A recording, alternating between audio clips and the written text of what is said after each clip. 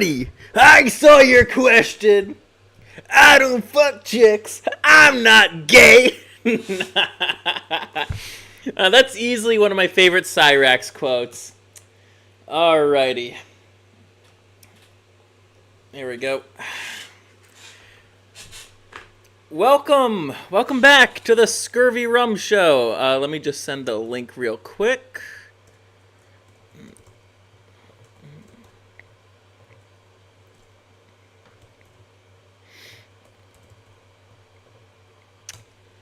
We are indeed back with episode 51, Feminists and Normies Killed Gaming. Let's see, let me just put the link in here.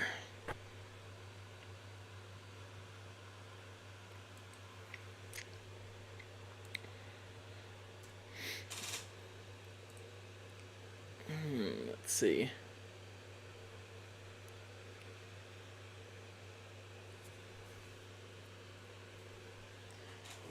Alrighty, we're just gonna wait a little bit for some of the crowd to get here. I know Chronic is also streaming at the same fucking time. every single Saturday. It seems like it's always streaming, but it's fine. I'll probably be tuning into his stream later on in the night. I was going to have an opening segment for this, but I think the title kind of speaks for itself, and we could just head straight into the actual stuff. Though, of course, got to show off the itinerary, got to show off what we have planned for tonight. Let's see. Gonna give it like a few more minutes.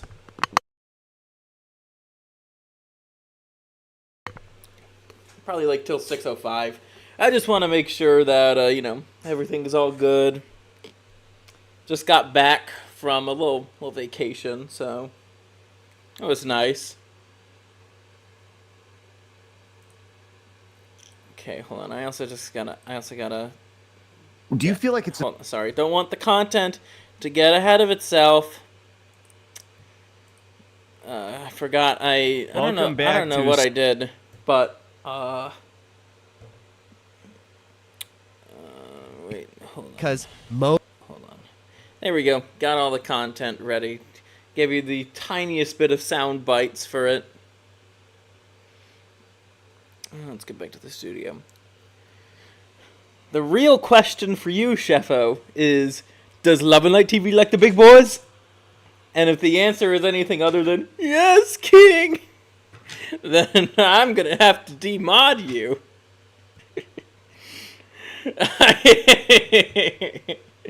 I don't know what it is with your obsession about do you like black men? Oiled up black men shaking their thing, shaking it for me. I don't mind having just you in the audience so far. I mean, I'm surprised you're even able to make it to the show tonight. Aren't you in Spain?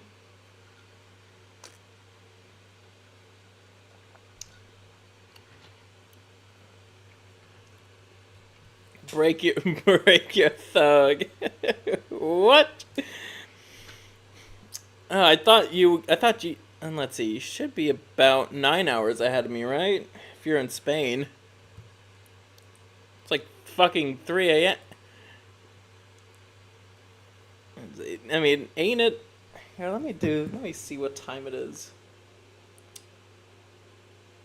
Time in Spain. Oh, it's 6 hours. 6 hours ahead. Okay. I don't do anything until 2 p.m. Thuggin', no thuggin'. Where's my sound? Where's my yes king? Yes king. There we go. The yes king button.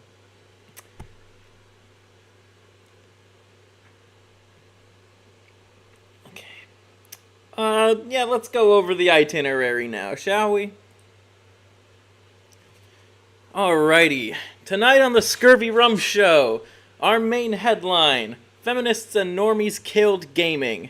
Our first video of the night, The Future of Gaming is Bleak by Synthetic Man. We're bringing back the sideshow segment with the PC gaming show of 2024. We're only just watching a small part of it. I'm not going to watch the entire fucking thing. Our next video, Top 5 Defeminized Women in Video Games by Side Scrollers. That's a new face of the channel. And then our regular cancellation, esports. It's going to be quite the interesting show tonight.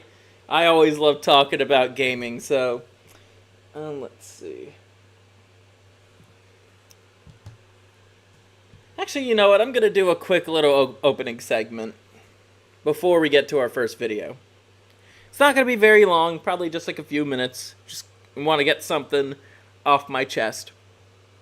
Off my citrusy chest. You know, gaming used to be a lot better, especially when I was a kid. Granted, there are still some good games that are coming out. Shin Megami Tensei 5 Vengeance being a notable one, in my opinion.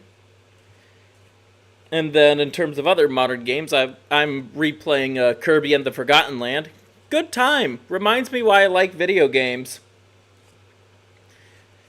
But for the most part, most games that come out these days are just fucking slop. And the culprit for that? Normies.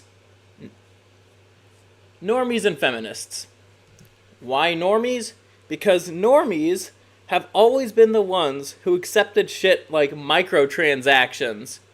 They accept the constant battle passes in every fucking game. They accept a whole bunch of predatory bullshit that game developers love to add to their games. And as for the feminist part, well, guess who's developing these games now? A bunch of fucking feminists, at least here in the West. Over in the East, the same feminist bullshit is starting to infiltrate Japanese studios, Arc System Works, Capcom. But for the most part, Japanese games aren't really suffering the DEI shit like the Western games industry is. Oh, don't get me wrong, there is some woke bullshit in them too. Just look at the new Final Fantasy Rebirth, and you'll see what I mean. Anyways, that short little tangent out of the way, let's get to our first video of the night.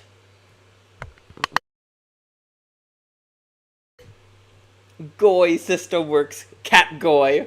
Oy vey! So, oh wait, hold on, wrong video. There we go. So, we have this video from Synthetic Man called The Future of Gaming is Bleak. To give you a short little summary, it's about the Summer Games Fest, something that I've reacted to before.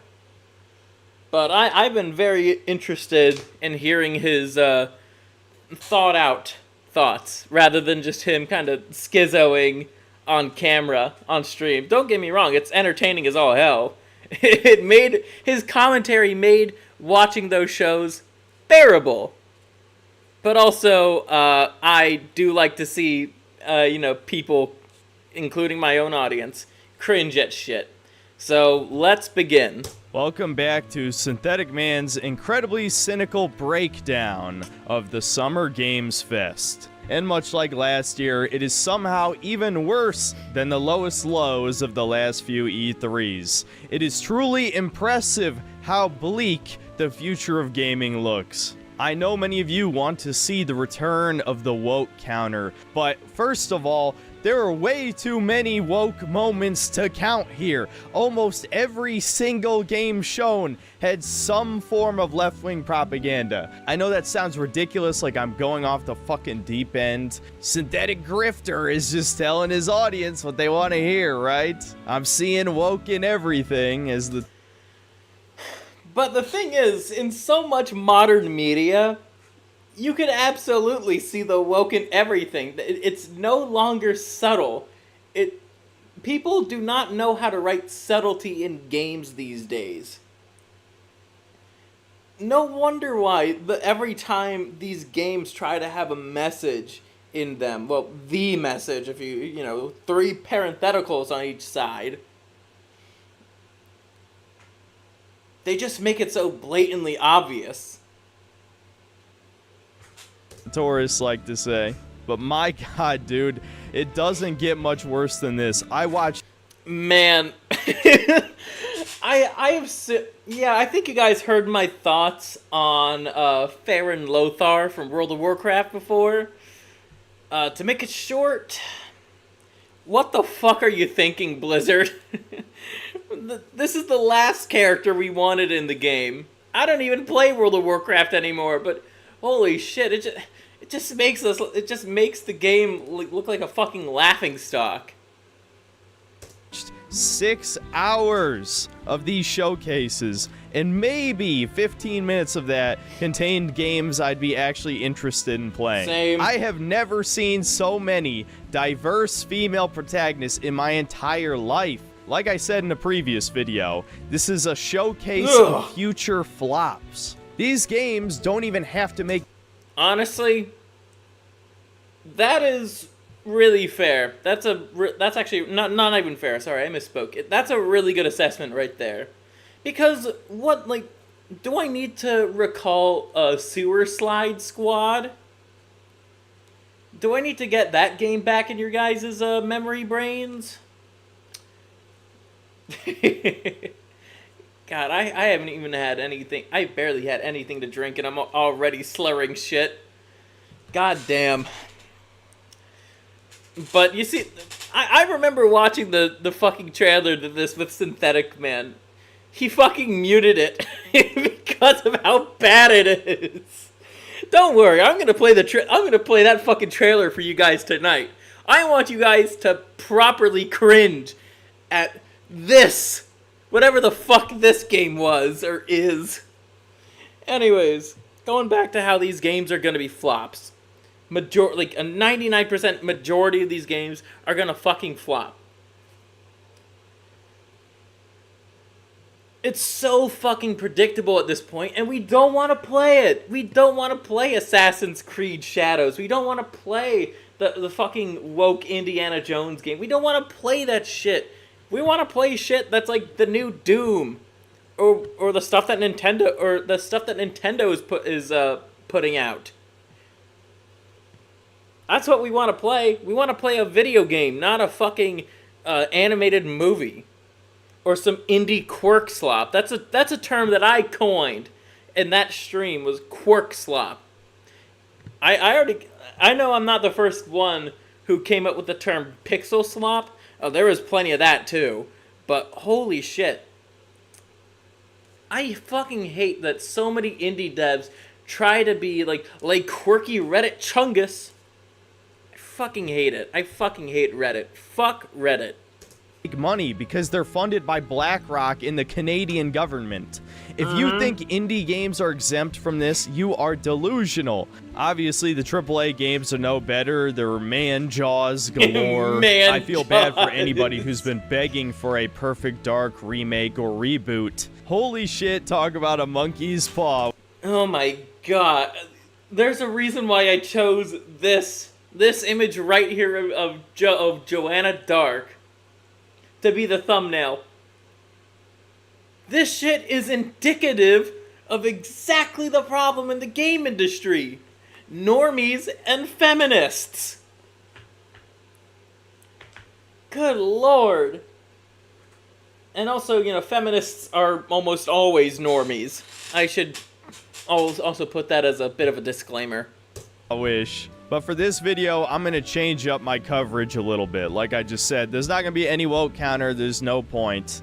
And honestly, there was way too much material here for me to condense down into like a 30-minute video. So instead of covering everything that happened during the show, I'm instead going to review each showcase individually and cover the highlights. The highlights being mostly negative, of course. Since I never made a video on the Sony State of Play, I'll briefly give my thoughts on it at the end if you're curious. But without further ado, here is the worst Spoiler gaming alert, it showcase also of sucked. all time, the Summer Games Fest 2024.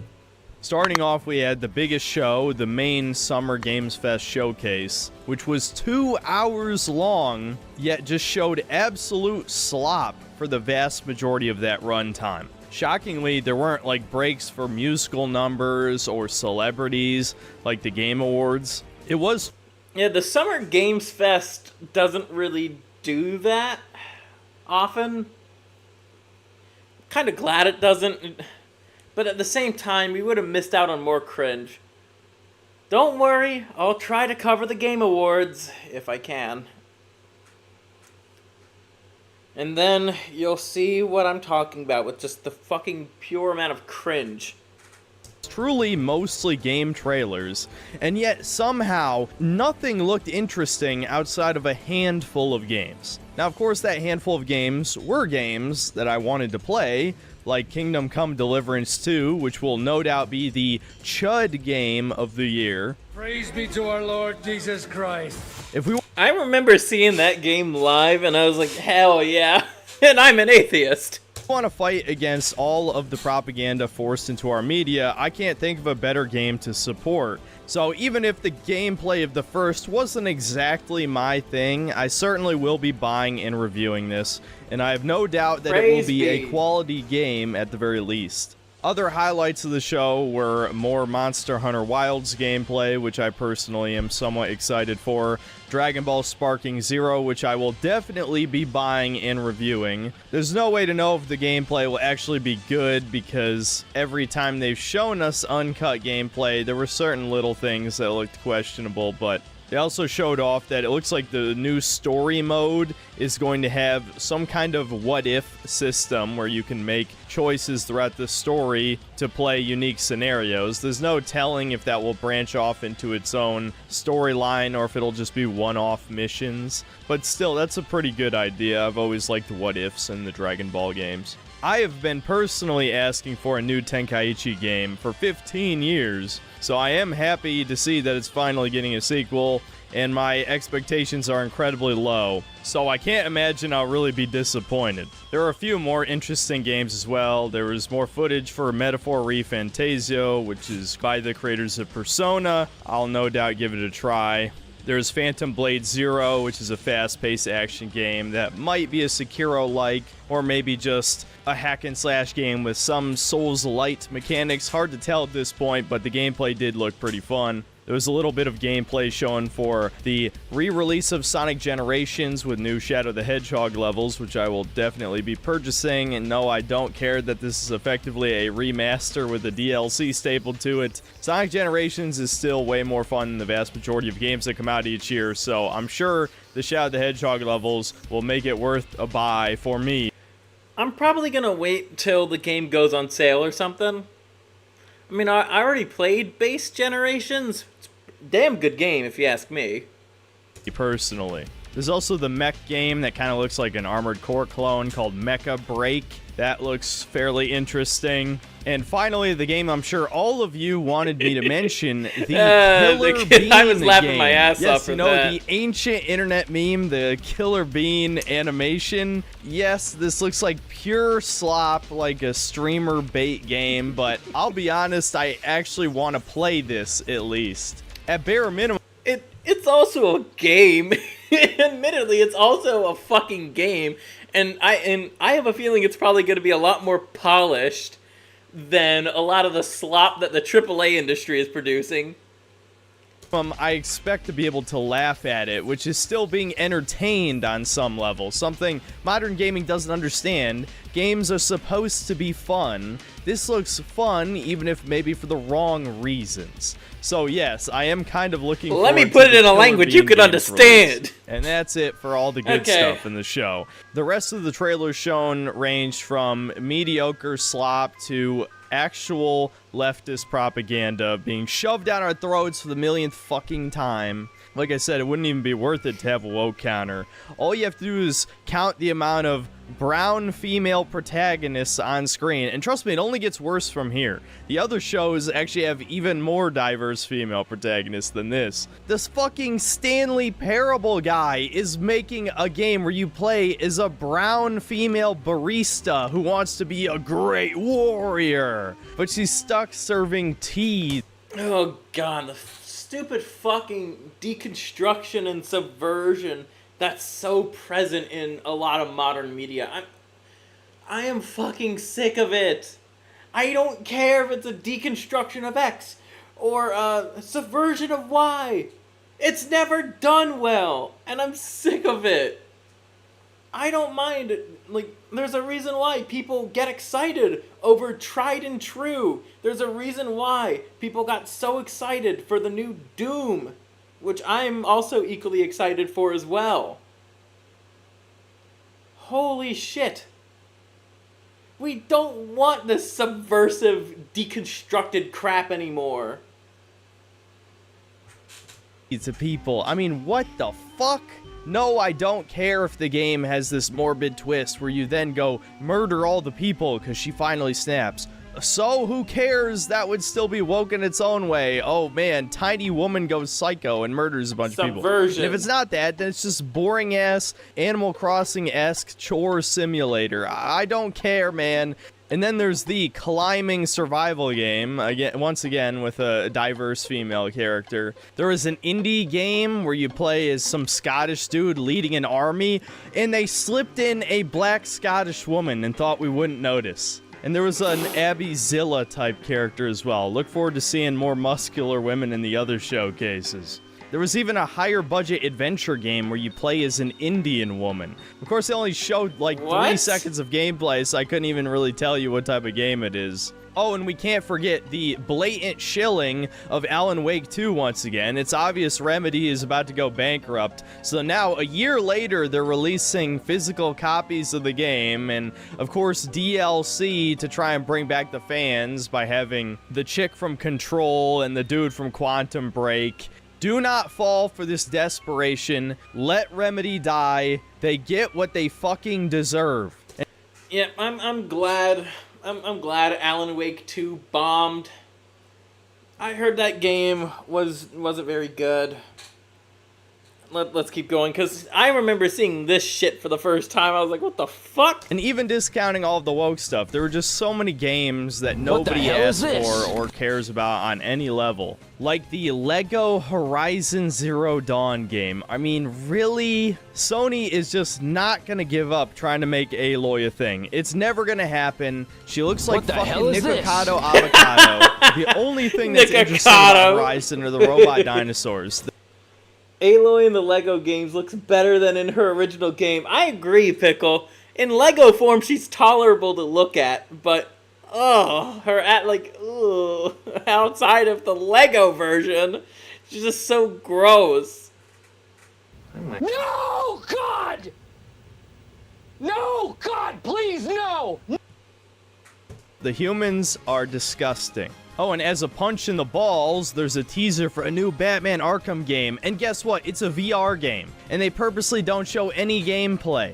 As the biggest cringe moment of the show, we had the creators of Among Us come out on stage and tell us they've started a fund for indie games. I'm sure they will only support the greatest that indie games have to offer. Games made purely for fun and definitely don't have any modern politics in them. Holy shit. Becca, creative director of Outer Loop Games, makers of Thirsty Suitors and Falcon Age. What? In our new Thirsty game, Suitors? In an upgradable mech and cook up tasty dishes for local communities. Fight off corpos, discover new dosa recipes. Fight off lagging corpos. You're being funded by a soon-to-be corpo that made all its money off of a fucking meme game. Maybe when there's an Among Us movie, and a TV show, and amazing indie games aren't I don't know. How much money do they have to make? Oh my god! There's going to be an Among Us TV show. I was I was joking! I know there's gonna be an Among Us TV show. I knew for a while, but since reaction, holy shit! Oh man, it's something. Oh my god! Check No out this fucking sneak way! Oh, and how could I forget? There was also shilling for Inside Out 2, and guess who was in the crowd? None other than What our the hell favorite is this? YouTuber, Yong Yeah, who, despite his incredibly terrible voice acting reputation, somehow landed a role in Inside Out 2 as a fake video game character. Welcome. Horror hold on. Blumhouse is now gone Sorry, had to skip the Inside Out 2 clip because I don't want Disney after my ass. from just making horror movies to now horror games, and they show a compilation of indie games here, some of which look promising, but of course there was one that had an incredibly diverse art style, but I can't really say I was particularly interested in any single game. The entire rest of the show was just completely From the Blumhouse stuff, there was at least one game that looked intriguing, but then it's just, oh my god. There's a fucking woke slop games in there too. really mediocre, forgettable slop. Even though there were a handful of games that looked interesting, it was just so unbelievably boring. There was so much garbage there that it was truly awful. Worse Everything than some woke of the worst turns to E3s, shit. without a doubt. Now, moving on to the Xbox game showcase. This was probably the best one, but it definitely still wasn't good. Its greatest strength is that it was only an hour long, mercifully. Starting off with the highlights, we have Doom The Dark Ages, a prequel to Doom 2016 and Eternal. Now, if you've been a fan of the channel a long time, you'll know I was highly critical of Doom Eternal. I really was not a fan of the direction that game took with its core gameplay mechanics, namely having to switch weapons constantly. So that's something I think I have listened to his review on Doom Eternal, and I disagree with the weapon switching thing. It's like it's made by id Soft. Of course, weapon switching is an essential part of getting good at the game. They're the same people who made Quake, which is also another game which weapon switching is insanely useful and is designed around. And the high-level, difficult gameplay funneling you down a certain particular play style. It felt very autistic, bordering on speedrunner territory. So although the tiny bit of gameplay here looks cool, we won't know until the game comes out if the devs decided to listen to some of the more casual players' criticisms of the game, or if they're going to try and please the cult fan base that has formed around Eternal's gameplay. At the end of the day, if it ends up being a quality game, I'll just admit it isn't for me, but I sure as hell will share my distaste in the review. The next highlight was actually a new IP called Expedition 33. Now, when I first saw this, I was a little bit confused. The gameplay looked strange. I could barely even tell it was a turn-based RPG. But after giving the trailer a second look, I gotta say, I am cautiously optimistic about this game. Okay. The first good sign is that there's actually an attractive female character in this, which is mind-blowing for a modern game, especially given almost every other trailer in this showcase featured an ugly, androgynous, or straight-up man-faced woman, so seeing the cute little redhead in this trailer certainly caught my attention, but also it seems like they're almost going for a Paper Mario or Mario and Luigi style turn-based RPG system where they have sort of It's probably going to be a lot better than Paper Mario. I think the more fair comparison would probably be Mario and Luigi, albeit complexified. mini quick time events or maybe some kind of other reactive gameplay while the enemy is attacking or you're attacking, so you're not just picking your moves and waiting for stuff to happen. It's kind of hard to tell given Yes, how little Paper gameplay Mario was is shown in the indeed trailer, slop. but I can certainly admire a Western studio calling back to the olden days of classic JRPGs, so I'm certainly willing to give this one a try. Then we have the Metal Gear Solid 3 remake, which I am surprisingly cautiously optimistic for. Although I certainly would not trust Konami on any level, especially seeing that they let Bloober Team touch Silent Hill 2. I have to admit, using Metal Gear Solid 5's gameplay mechanics and reusing the original voice lines from the original version of the game, it actually looks pretty good. Again, I'm not going to tell people to go out and pre-order it, but I did like what was shown here. A game that some of you will likely be excited for is the Age of Mythology remake. Although I don't play RTS games, this one looks like it's untainted by modernity, so to speak. No race-swapped gods, just kind of looks like a fun Hades game if you're into that sort of thing. Stalker 2 was the next game that looked pretty promising. A lot of people are definitely excited for it, and the gameplay looks solid. The only thing that maybe was a little bit of a red flag is there's randomly a black guy in Ukraine. So I don't know if that's a... Fine, I'll order a Black Russian. I'm surprised. I thought the PC babies would be crying at the sight of him. Oh, wait, no. Just the drink name is problematic. Hades and its Black Dionysus. Sign that Zelensky himself or his goons got their hands on the game studio, or if the devs are doing this as a fuck you to Russia. Maybe he's a legitimately well-written character with an explanation how he ended up there. I guess we won't know for sure until the game releases, but his presence certainly stood out to me. And for the final highlight of the show, we had the reveal for a Gears of War prequel. Finally, another game for the dude bros to chew on. However, I think there's definitely a bit too much hype around this reveal. It was just a CG trailer. That's something else, too. It's like, to me, show off the CG trailer later, but we want to see gameplay. That's why we're watching a games showcase. You know, upcoming game showcase. If you just want to announce the game, just do what Nintendo did with Metroid Prime 4 and make a little teaser. Just saying, yes, it's being made. And then, but don't pull a Nintendo of like 7 fucking years later, finally showcase the game. Although Metroid Prime 4 looks really good, so there's that. Vivian is a F-tier femboy. No ass, no thighs, nothing. Bridget stomps. I agree. Bridget is the best femboy in all of gaming.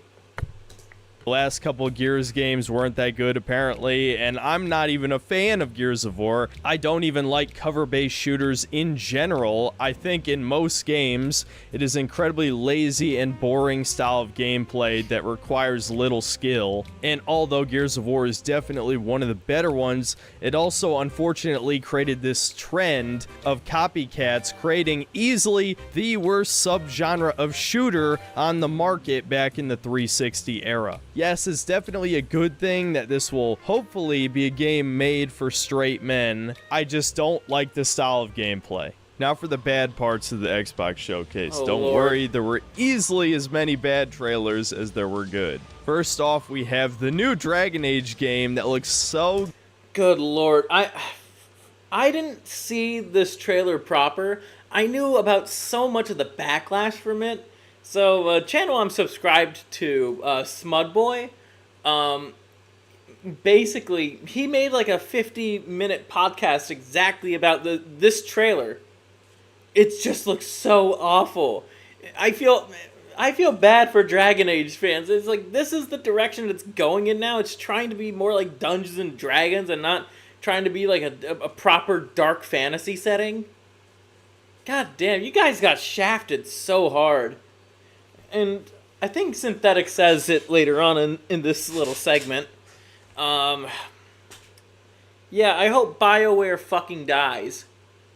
I really hope it fucking dies. It needs to, for its own sake.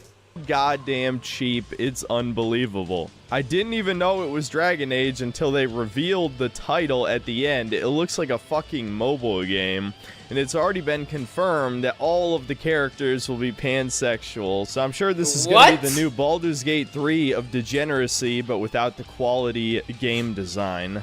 Hopefully BioWare dies for good this time. I can't believe they've managed. I know the other. I know, like, isn't it like the lead designer who's a faggot or something? You talk like a fag, and your shit's all retarded. Yeah, well, what you said, Dr. Lexus. I think the lead designer is a faggot. So I knew that there, like, for the moment that I learned about that, I knew there was going to be a lot of fagginess that's going to be in this game. To stick around nobody this long, wants. churning out crap. Not even me. Next up, we had the trailer for the first expansion of Starfield, and as you guys know, I'm a huge fan. I'm not convinced. I'm sure this was already well into development by the time Starfield released, so there's no way it's going to actually fix anything. I'm sure it'll be more slop, but if you guys want to see me review it, feel free to tell me in the comments. Next up, we've got some gameplay for South of Midnight. We have to pay reparations, so every white person here has to pre-order the Mega Ultimate Edition of this game. It's the only way we can erase our white guilt. Am I right, Redditor? And of course, it looks like a cheap-ass middleware cash grab. I find it hilarious. Seems like it's going to be another so-called action game that doesn't understand how actual action games work. That this was the first uncut gameplay we got to see during the Xbox Game Showcase, because they knew they had to show a little bit of gameplay to fool some people into thinking this is a real game instead of a propaganda piece. And of course, it just looks like slop. Not to mention the low frame rate animation literally hurts my eyes. Just oh my god, it's the fucking Teenage Mutant Ninja Turtles movie all over again. This does not look good.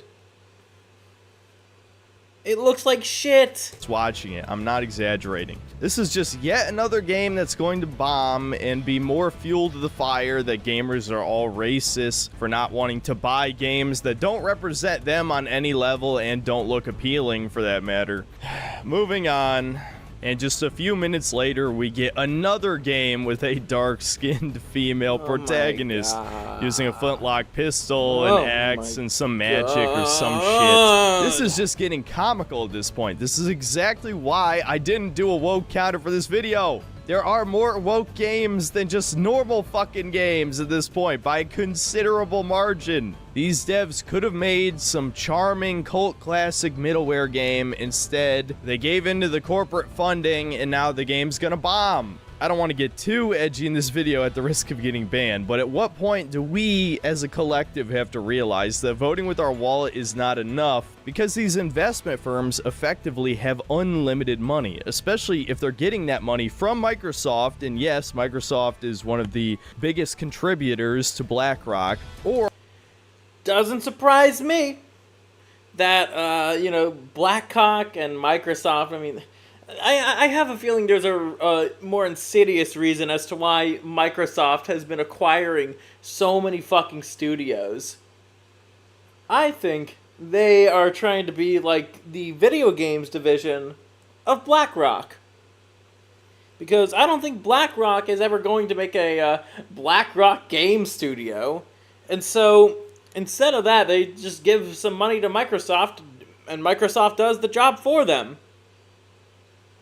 Why do you think Farron Lothar is in World of Warcraft now? or if they're getting that money direct. Because guess who owns Blizzard? But then again, Blizzard probably would have wrote her in anyways, because Blizzard is woke as well.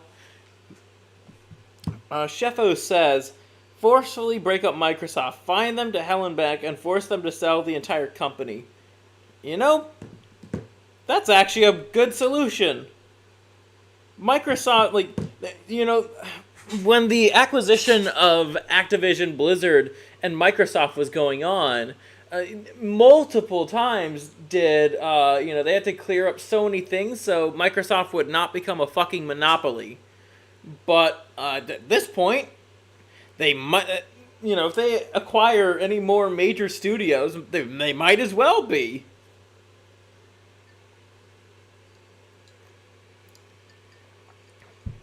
But at the same time, I mean, you know, there's also Sony and Nintendo, but in terms of other third-party developers, Microsoft owns a good portion of them. So, I don't know much about monopoly laws here in the States, so if you're watching if you're some finance bro watching this, and I get something wrong about monopoly laws, but wouldn't what Microsoft is doing contribute to it being a monopoly? I hope I'm right on this. From the government, which the Canadian government has funded many woke games at this point. Somehow, I think simply not buying these games is not enough. Now, to not suggest something that would get me banned, I would just say right-wing people need to get into game development. Or at the very least, people who are willing to put aside their personal politics and are intelligent and hopefully have a lot of life experience would get into game development like they did 20 years ago. But that is looking less and less likely, especially in... Let it burn, baby! Let the Western games industry burn. And, well, I think Nintendo is probably gonna have to do what it did back in the 80s. Now, enough about me being a Nintendo fanboy. I know the company has a lot of problems. Nintendo also needs to excise its localization staff. Indie games are better, Chud. The indie games, a slop 8-bit platformer with a LGHD protagonist and a quirky art style. Yeah, Synthetic actually did make a video about why indie games aren't any better. Yeah, indie games are not going to be saving the games industry either. As a matter of fact, I believe they're speeding its decline. Take that for what you will. I'm very much on the accelerationist kind of thing at times. When it comes to video games, I kind of flip-flop. But at the same time, it's just like, at what point is a crash going to happen? In America, where everyone is either a political extremist or a brain-dead NPC. Anyway, the next terrible trailer was for the Perfect Dark reboot. And just like the Dragon Age trailer, I couldn't even tell it was Perfect Dark until they revealed the title. And Crystal Dynamics, famous for having shrunk Lara Croft's magnificent breasts, have now given Joanna Dark a massive fucking man jaw. Imagine my shot. Celeste is definitely an example of literal slop that only speedrunners play, basically. We have the new modern design of Joanna Dark on the left, and then we have a sexy redhead on the right. How is this? How the fuck did we get from this to this? Dotard Ephelist 97 says, "Is Seattle a good city?" Fuck no. Seattle sucks. It's a shithole. Holy shit. God. Honestly, I don't even care about the gameplay they showed here. It looked pretty fucking generic. Man, with the coolest moments being special abilities that just give you aimbot, which is probably my least favorite FPS ability. And yeah, I don't know. I just can't care about this because I already know it's going to be woke as fuck. It doesn't even look anything like Perfect Dark. Just let this game be yet another reminder that if you're begging for a reboot, a remake, or a sequel of a beloved old franchise, that modern gaming will Dotard says, classify a good city. Singapore. Low crime, pretty to look at. It's not just all concrete and glass. There is some character to it. But if we're talking about Western cities, I'd say Tallahassee. Tallahassee is surrounded by a lot of green. I know it's a college city with FSU and all that, but Tallahassee actually has some charm. A lot of the right-leaning cities actually are capable of having charm because they don't just demolish all the historic buildings and replace them with concrete and glass.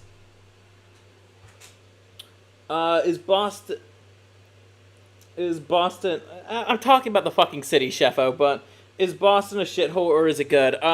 Boston is certainly on some hard times these days. A lot of the more blue cities are going through some hard times. New York, San Francisco, LA, a lot of those places are just on a sharp decline. Anyways, let's get back to gaming. Absolutely ruin it for you. Then we got a trailer for a Diablo 4 expansion that doesn't even look like a video game. It's just a short film of an Asian woman crying and screeching. Oh, that'll definitely sell me on your game. Then we get another CG. Yeah, I don't know. I honestly, when it comes to Diablo 4, I don't really know if it's good, because initially I heard pretty bad things about it. I don't know if it's more mixed reception now, but I don't think I'm going to get it. I couldn't care less about modern Blizzard. Trailer for the Fable reboot, remake, sequel, whatever. No. We get to see more of the absolutely disgustingly hideous protagonist. The villain is also a woman, which is just great. Even the retired great hero has like a bloated face. Nobody's allowed to be attractive in this universe. Look, man, I just don't want to play ugly games. I don't care that I can make my own protagonist. I don't have to play as the woman, obviously. The game is just promoting ugliness in general. I don't want to play an ugly game. Is that part of the appeal of a lot of the veterans in terms of video games? Well, aside from most Nintendo characters, Mario, Luigi, any of the Pokemon. It's like, you usually play as somebody, far more attractive, right? If you play, people like Metroid, because, a big reason why people like Metroid, aside from the gameplay, is Samus. Samus is a hot blonde. Wouldn't you know? A lot of guys like hot blondes. Or hell, even if you play The Legend of Zelda, it's like, if you're... Chicks like Link for some reason, and dudes like Zelda. Wouldn't you know? It's almost like people find conventionally attractive characters to be conventionally attractive. that's so bad? I think we all know it's gonna be shit anyway. So, moving on. Dudes also like Link. That is true. Link the Twink. Genus... God damn your name. I swear, I have such a juvenile sense of humor. Zelda is hot. I mean, depends on the design. I think her Tears of the Kingdom design is pretty nice. I think Breath of the Wild has a similar design too. Then we get a trailer for Mixtape, which legitimately just looks like a movie. Describing it as a movie game doesn't even really do it justice. I'm thinking all the way up to Tetra is pretty non-hot. Interesting. Yeah, I could kind of say that, but I don't know. Tears of the Kingdom Zelda is like, oh my, that's a look right there. It's even framed like a movie in the trailer. The trailer itself is cut to look like an 80s movie. And of course, she plays a woman in this too. So, I already... God, I fucking hate the style of animation. It's not pretty. Stop fucking trying to emulate stop motion. It doesn't look good. And I'm somebody who loves stop motion. Good lord, I love stop motion stuff. I don't like it when video games try to copy that style. It doesn't look good. Didn't care, but now I'm annoyed on top of being apathetic. And of course, this is another game trying to ride on the coattails of Spider-Verse with the low frame rate, ugly animation. As if I needed another reason to not want to play it. And you might be surprised to hear me even mention this next game, but Flight Simulator 2024 somehow managed to slip in propaganda. Oh, Don't make me talk about the airlines right now, Microsoft! God fucking damn it! We don't... The DEI is destroying the fucking airlines! Pilots can't pilot for shit! It's all about a fucking diversity quota in the airline industry now. And so that's resulting in a lot more accidents, a lot more crashes, and things just aren't being bolted on properly. A woman even... We're really starting to reach peak clown world levels, aren't we? Next up is a trailer for yet another Life is Strange game, bringing back the original protagonist for another adventure, and this new art style just looks ugly, honestly. Why do the characters, I don't know what it is, but they all look like fucking, the chicks all look like they got an anvil smashed on their face. Like, not just on their face, but also the sides of their heads. Ugh, and I don't even care about these games outside of my stream chat just begging me to play them because they have nuclear levels of cringe and usually some political propaganda along. I know it's selfish to ask considering I've just joined, but can you give me an overview for why you feel feminists and normies killed gaming? I could summarize the quick 5-minute spiel I went on at the start of the show. I feel that normies and feminists killed gaming because, well, think about it. The normies are the ones who are fine with just the bare fucking minimum. They are fine with the yearly slop that companies like Activision and EA pump out. You know, Call of Duty, FIFAs, all that. They're also very much okay with, like, all the predatory shit that's in the video game industry that developers put into their games. You know, all the crazy microtransactions, battle passes, all the other stuff that actual gamers don't like. And as for feminists, these are the people that are running a lot of the, like, AAA studios. They have infested localization. They have basically just made games even more boring if they already weren't boring. There's very few studios that are kind of exempt from this. Nintendo, idsoft, few others that just aren't coming to the top of my head right now. But that's basically the shorthand of my 5-minute spiel that I had at the start of the show.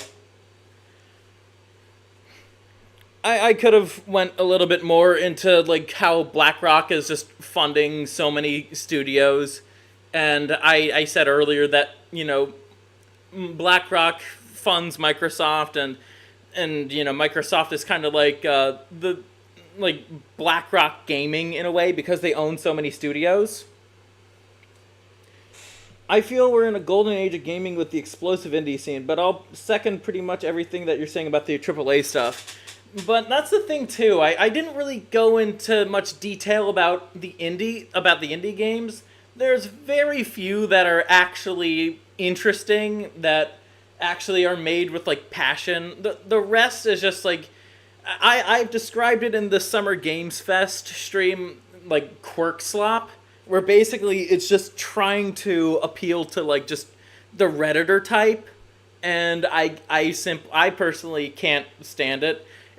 And when I say, like, quirk slop, like, I don't mind a more cutesy art style. What I'm talking about is just, like, the dialogue, the character archetypes, and the fact that, you know, most of the time the art styles do look kind of generic. There's nothing really about many indie games these days, well, except for some of the older ones that actually do stand out in terms of style. I think the last indie game that really, like, stood out to me was Pizza Tower that came out last year.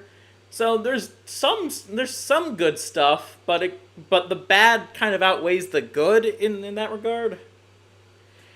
Anyways, I'm sick of looking at this ugly bitch's face right here. Let's keep going. Alongside it, so Even though I'm sure But it'll yeah, be if you know- dog shit, I'll Oh probably... wait, one more thing. If you know any good indie games, like feel free to give me some recommendations. I'm more than down to take a look at some. probably end up streaming this at some point. Then we had a trailer for the new Indiana Jones game by Machine Games, and may I remind you that Machine Games made Wolfenstein 2: The New Colossus possibly one of the most woke games ever made. It was far ahead of its time at release, featuring racism, Wow. miscegenation, bizarre female supremacy / fetish content, glorification of communism, Glad you censored that. and somehow managed to make the Nazis look like the good guys. So I expect much of the same God from this damn. Indiana Jones game, if not worse. No doubt the female character will be the real protagonist, will save Indy on multiple occasions. I have a feeling he's right here because I've heard so many bad things about Dial of Destiny. Like I've seen bits and pieces of it. It looks fucking awful. I'm not gonna watch it. But goddamn, dude, Indiana Jones. I loved those first 3 movies as a kid. They were great. And you know, my thoughts on Crystal Skull, you know, it's the South Park episode about it. They graped Indy, but man, they graped him even harder in Diary of Destiny than they did in Crystal Skull, that's for sure.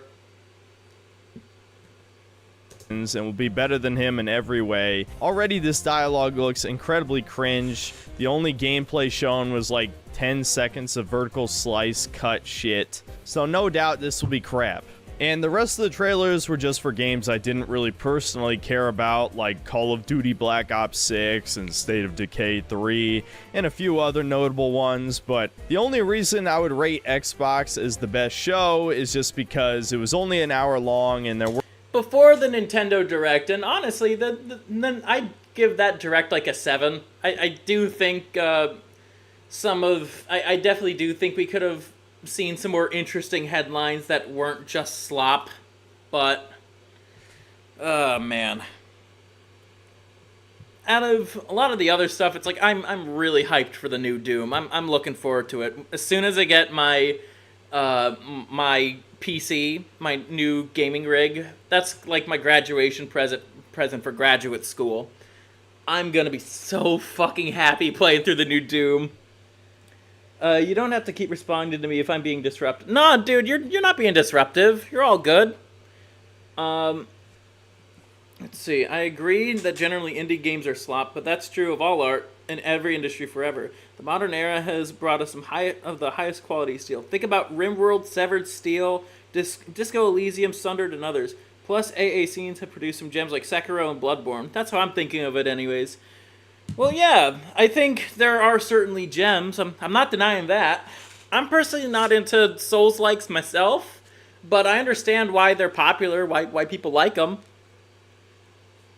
But once again, you're not being disruptive at all. Like, I tonight seems to be a slower night, so I appreciate the comments. Surprisingly, I'm not being edgy enough, so... There's were that. a handful of decent-looking games, but there sure as hell were a lot of Only means bad I need- trailers here. There is a comical amount of political propaganda being shoved in our faces at this point. I know I'm beginning to sound like a broken record here, but video games are not being made for gamers anymore. They're being made for investors. They're being funded by megalomaniacal evil overlords straight out of a fucking comic book. It doesn't even feel like reality anymore, but these people legitimately do not view you and me as human beings. We are cattle to them. And this is the slop they want to feed us for the rest of time. You will play the Goy Slop. You will play the video game version of Goy Slop, peasants. And I'm glad out of all I guess entertainment mediums, I think gamers are truly something else when it comes to like issuing out proper backlash.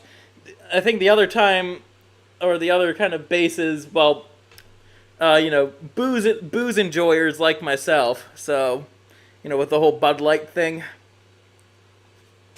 Speaking of booze, I gotta get me some more. I'm not drunk enough. So, I only just had like a glass of my usual cocktail, so that means I'm gonna get me some more. I'll be back in like 5 seconds.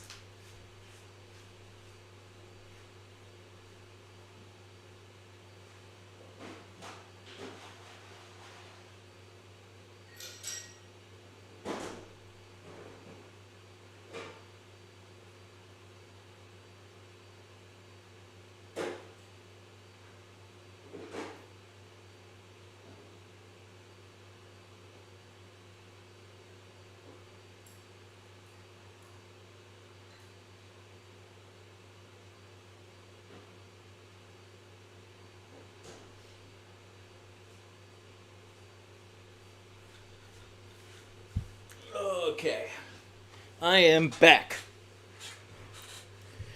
Oh boy. Now we're getting into my favorite part of this video. And don't worry, we're going to be watching some of the cringe from the PC gaming show, too. It's my obligation to you guys to provide you with some of the highest quality cringe I can. Now, for the last 2 shows I watched, there really wasn't much to actually talk about. We had the PC gaming show, which is legitimately the worst gaming show I have ever seen in my entire life. It was 2 straight hours of indie games and some middleware budget PC games that I had zero interest in. And in between the trailers, I had to listen to some... Oh god, this is... the cringe. Just, not even with the audio, but... I've listened to, the whole thing live, on Synthetic Man's channel before. My god, the dialogue, it's awful. It's so fucking awful. Some of the cringiest interactions I've ever seen between this middle-aged bald soy boy and LeVar Burton's daughter, who is a absolute nepo baby who has only failed upward. Those of you who were fans of Rooster Teeth in the past will know exactly what I'm talking about. The only thing that kept my chat mildly entertained was a display of mommy milkers every once in a while. But yes, I'm gonna save you a sum. Yeah, but even then, that chick is pregnant. She has a man.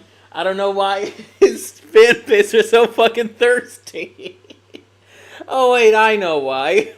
I fucking know why. Anyways, this game actually looked pretty cool. Awesome, I'd like to fight on you on the feminism stuff too. When I grew up, the average gamer couldn't even play a woman because they thought that would make them gay. The inclusion of diverse characters has given us amazing games like Horizon Zero Dawn. Oh no! Not Horizon! Celeste, Hades 2, and Bloodstained, to name a few. I hear a lot of good things about Bloodstained, but feel free to argue with my stream mod on Hades 2. I personally don't really care about Hades. Some games would be way worse if they didn't include elements of femininity / different sexuality in their stories. Well, to give you a bit of a counterpoint to that,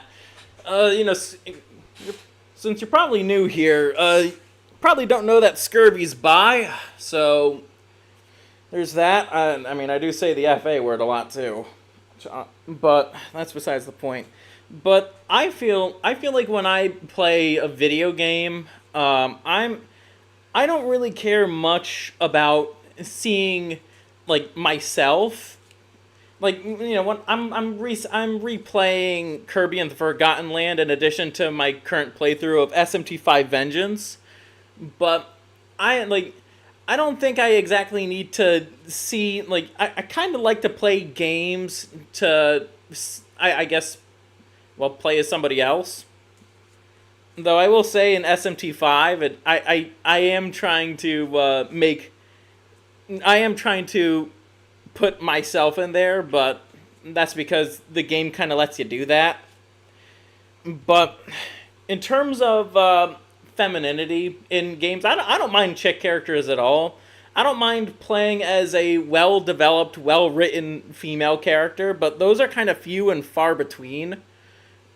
That's kind of what I'm thinking, at least.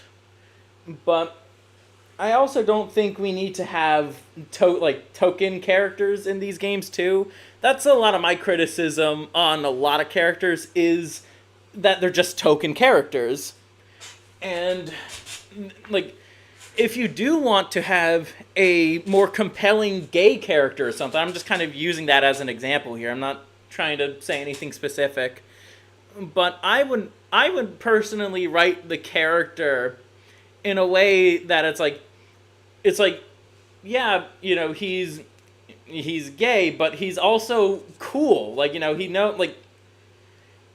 I'm just, once again, top of my head here. I'm not thinking of anything specific, but if he was like I don't know, demon killer or something within reason. I mean, I'm not trying to make him another Doomslayer here, but and you know, he's like, you know, bitches never really pleased me or something like that. We don't really see that among gay characters these days, like the more macho type. Game characters are pretty bad in general, and when they're tokens, they're even worse. Yeah, that's why my personal favorite video game characters are my number one is easily Mario. Number two for me is probably Kirby. Kirby's probably my number two, and then my number three. Oh man, actually, it's taken me a little bit of time to think. I think it's nah, it's not coming to me right now. But I generally like characters that are a bit more on the, and I know they fleshed out Mario, and you know, with Miyamoto's approval, that's something else too. It's like the original creator of the character has been involved with them. I think with the exception of Kirby, Masahiro Sakurai hasn't really been involved in Kirby for a long time. Oh yeah, number three, easily Dante. Dante from Devil May Cry. I fucking love that guy. Literally me. I know I contradicted myself for a joke, but seriously, I do like Dante as a character. Anyways, let's get back to the video.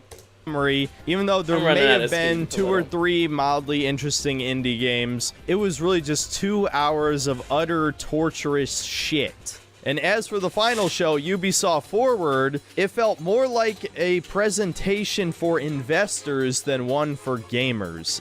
It was basically just an hour of saying, we're still hey, it's basically like, hey, BlackRock, put your cock in my mouth.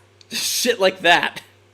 Porting all our live service games, make sure to buy all the DLC and the microtransactions. Until we get a new 3D Rayman game, I don't give a fuck about anything Ubisoft could have to show me. South Park Snow Day sucked. It is what it is. South Park Snow Day just sucked.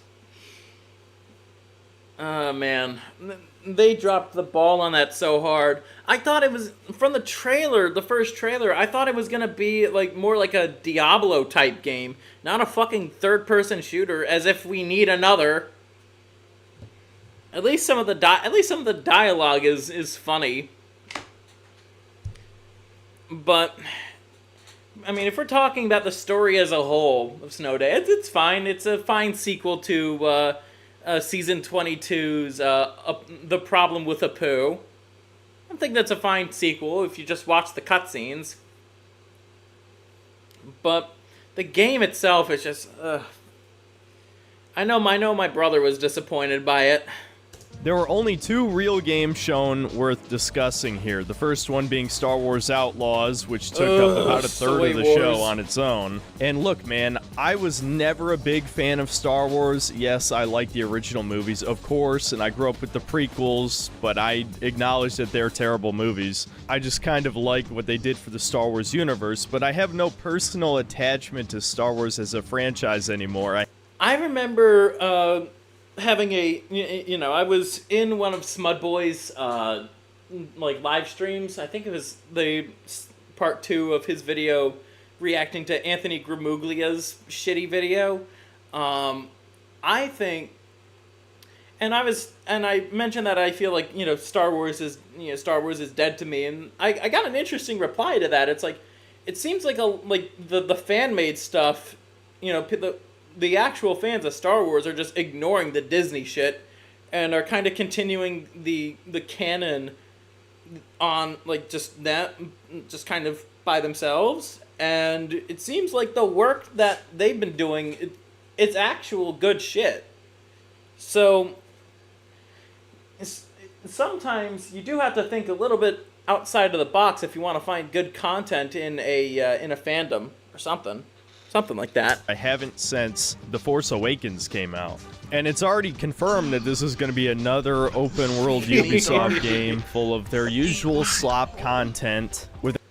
This is my favorite piece of Star Wars media. Feed me, Darth. Feed my hole. You knew that there was going to be a Dreamable soundbite in the streams. With incredibly You knew basic it. stealth mechanics, generic For my, third-person shooting, probably regular terrible audience. quest writing, and of course you have to play as this Goblina woman, who is yet another victim of modern politics, having her face being stretched into this gross androgynous creature, Ugh. all to not offend the cult of autogynephilia. So yes, I have absolutely zero interest in That's this game, funny. despite them showing off like 20 minutes of it. I don't really have much to say because it definitely didn't look interesting. It feels like a game I've already played like 30 times before. The only moment that caught my attention is when they unintentionally shit in Bethesda's mouth by showing you flying from space directly onto a planet with just a short fake loading screen, which is 10 times better than having to watch like the 3 minimum just to walk on a planet in Starfield. As for the other game shown, of course, it was a lot more gameplay for Assassin's Creed Shadows. The combat is clearly just a copy-paste of Valhalla's, with the same health bar, stagger system, We parry was system, samurais and 4 shit. abilities that you can use at any time. At least it looks like the 2 main characters Yep. I know the Japanese is not happy about this game one bit.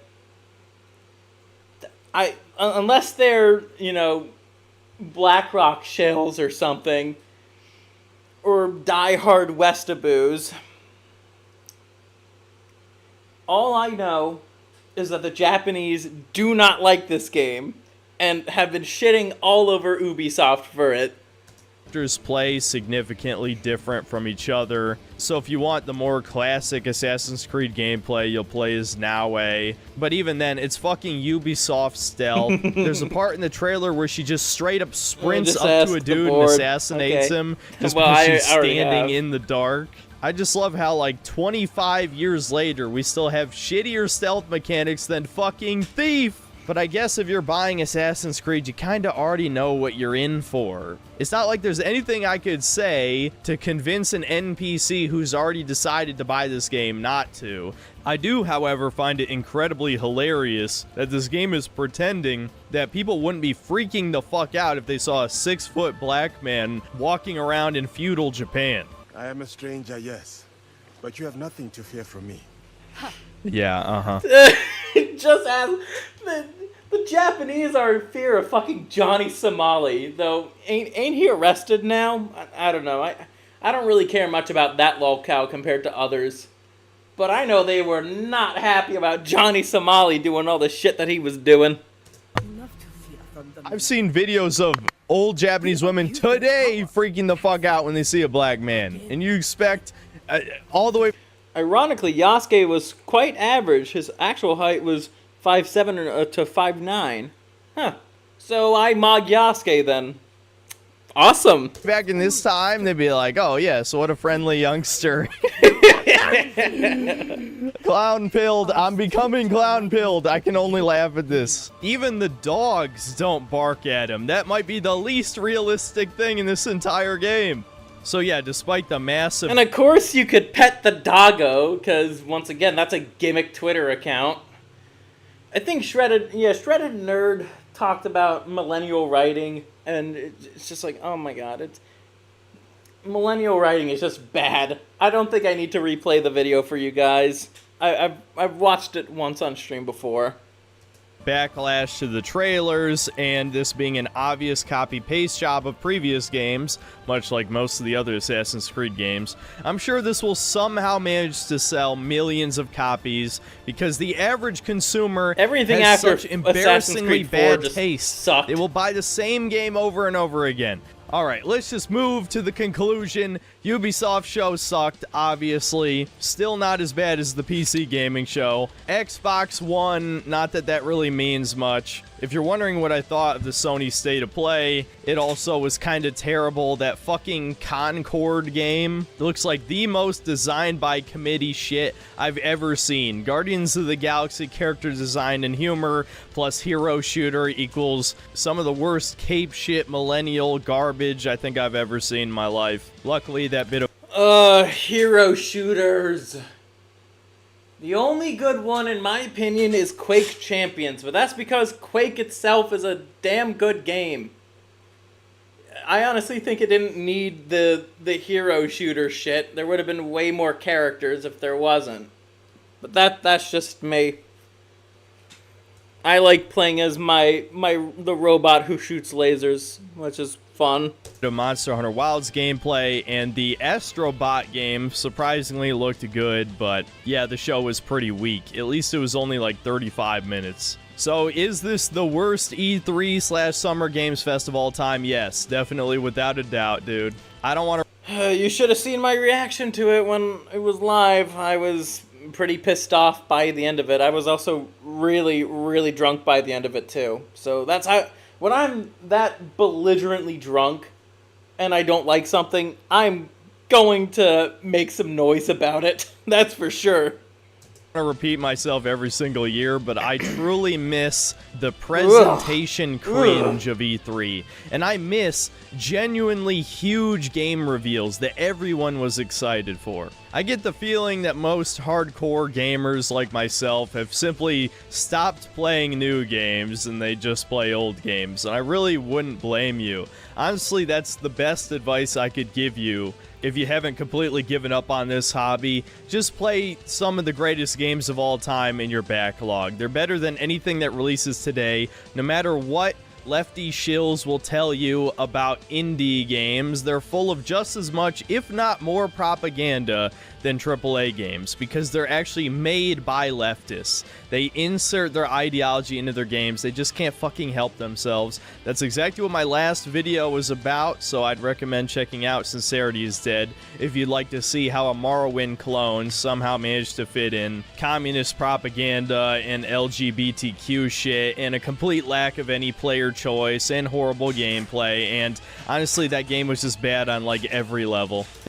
Yeah, that's another thing too about indie games. It's like they can't, like, AAA devs, I mean, they love to put leftist propaganda in shit too, but oh my god, indie games, they're not even being funded by Blackcock to do so. They're just doing it because, I don't know, maybe some smug sense of moral superiority? I don't know. Conservative skill issue. Not gonna lie, if you're talking about the lack of, right-winger, I mean, he brought it up earlier, like, lack of right-wingers, or, just people who don't insert their politics into shit, getting into games, yep. I do think, I think that could certainly be a major fix. Some actual pushback. But for now, just play your backlog. Especially, if, most people have, like, Steam and the Epic Games Store. So, and no doubt the companies probably do get those metrics for who's playing these older games. I know Rocksteady sure learned that. Because everybody went to play the Arkham series instead of Sewer Slide Squad. Every conservative parents told their kids not to go to art school for 75 years. Well, I think you're misunderstanding when somebody like me would tell their kid, it's like, don't go to art school. It's because, well, you don't need to go to art school. Like my channel artist, Dr. Fourth Wall, he's, you know, he's doing art as like a side gig. And he's learning a lot of stuff along the way, and he's saving a boatload of money. And then what isn't political? I'd say a lot of moral lessons from our favorite media are highly political. It's just that we agree on those politics. I wouldn't say political as much as it is moral. Seriously, not everything is political. Like, as far to the right as I am, there's no political messaging in Kirby and the Forgotten Land. There is some, political messages in SMT5 Vengeance, but that's because the Shin Megami Tensei series has always been, about moral and political issues of the time. Though, with SMT5, it's a bit more on the philosophical side than it is the political side. But I also don't see anything political in Mario, where the goal is to go from, one part of the stage to the other, or, grab the star or shine or whatever object in question. Like, same thing with Devil May Cry. That game's not political. It's just about, well, Dante has a job to do. But for games that actually do talk about, like, political themes, I think, once again, moral and political are different things. A lot of people like to conflate moral and political, especially when it comes to, like, older games. And it's like, oh, older games were political, but that's dependent on the series. Like, I think Deus Ex is a good example that actually brings in real world politics, but that's because it takes, it very much takes, it's supposed to kind of take place in our world. Don't you fight the Fox News host in DMC? That's the shitty reboot. I'm talking about mainline DMC here. And even then, the political messaging in DMC Devil May Cry, it is very much on the nose, and that's another reason why people didn't exactly like it. It's just like the Devil May Cry, it's not really supposed to have messages beyond just at least when it comes to Nero's storyline in Devil May Cry 5 of just currently overcoming adversity. That's about it. Other than that, it's a pretty fun series overall. Don't play Devil May Cry 2 though. That's the worst in the series. I don't know. I started with 5, which is a damn good starting point. It's a really damn good game. And by the time I get a little bit more money in my pockets, I'm probably going to get Devil May Cry 3 on my Switch. I don't see the same distinction between politics and morals that you do, but that might be a shortcoming on my part. So, before I wrap up the rest of this video, I want to, not even just you, but everyone else that's here to kind of think about the distinction between political messaging and morality. So with Metal Gear Rising: Revengeance, that's a perfect example of it incorporating both political and moral messaging. The political stuff entirely comes from, Senator Armstrong. But a lot of the morality stuff comes from, the other part of the game. Yep. And keep in mind, I've only seen the story of Revengeance. I haven't played it. I don't know if it's on Steam, and I'm probably not going to go through all the shit to get an emulator just to play Revengeance. But when Senator Armstrong is talking about, war, war or whatnot, it's that's very much political, though he has his moral reasoning behind his political decisions.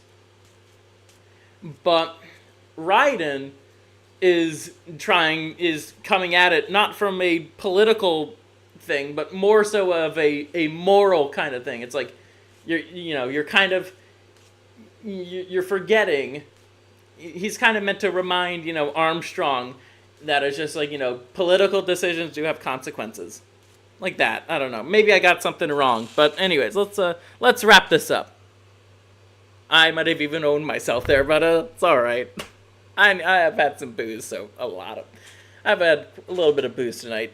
I don't know why I said a lot. I really didn't. If you don't want to watch that video, the takeaway from that is don't play Dread Delusion. But yeah, as my apathy grows toward the gaming industry, I find it hard to truly rant about how bad all these shows were. Honestly, the worst part was just wasting 6 hours of my life watching them.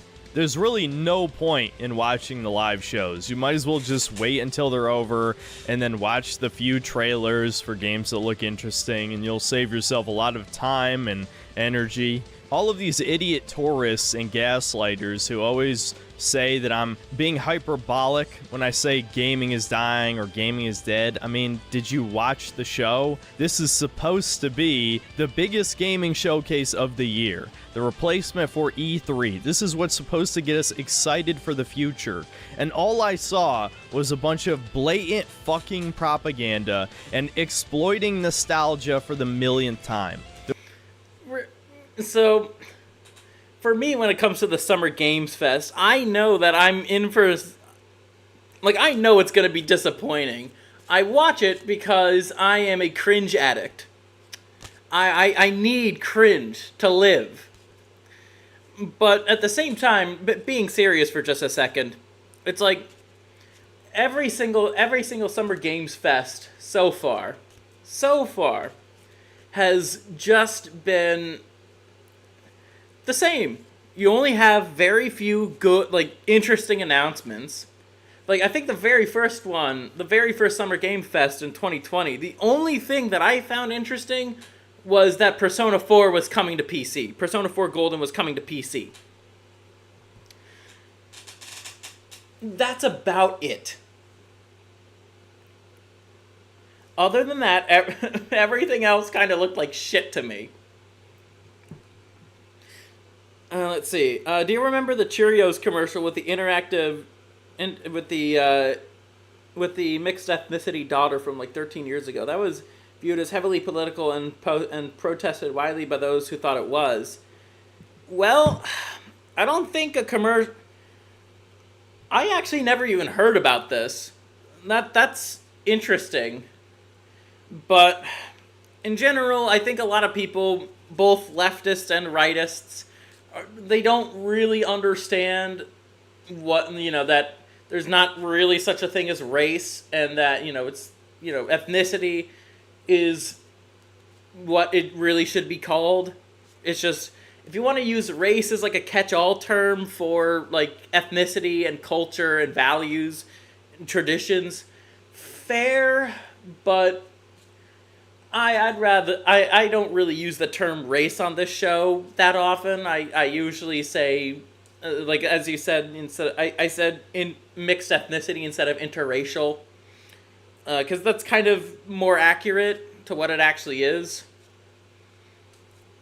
If we're talking solely about skin color and genetics. But I've never heard about this, so I'm surprised.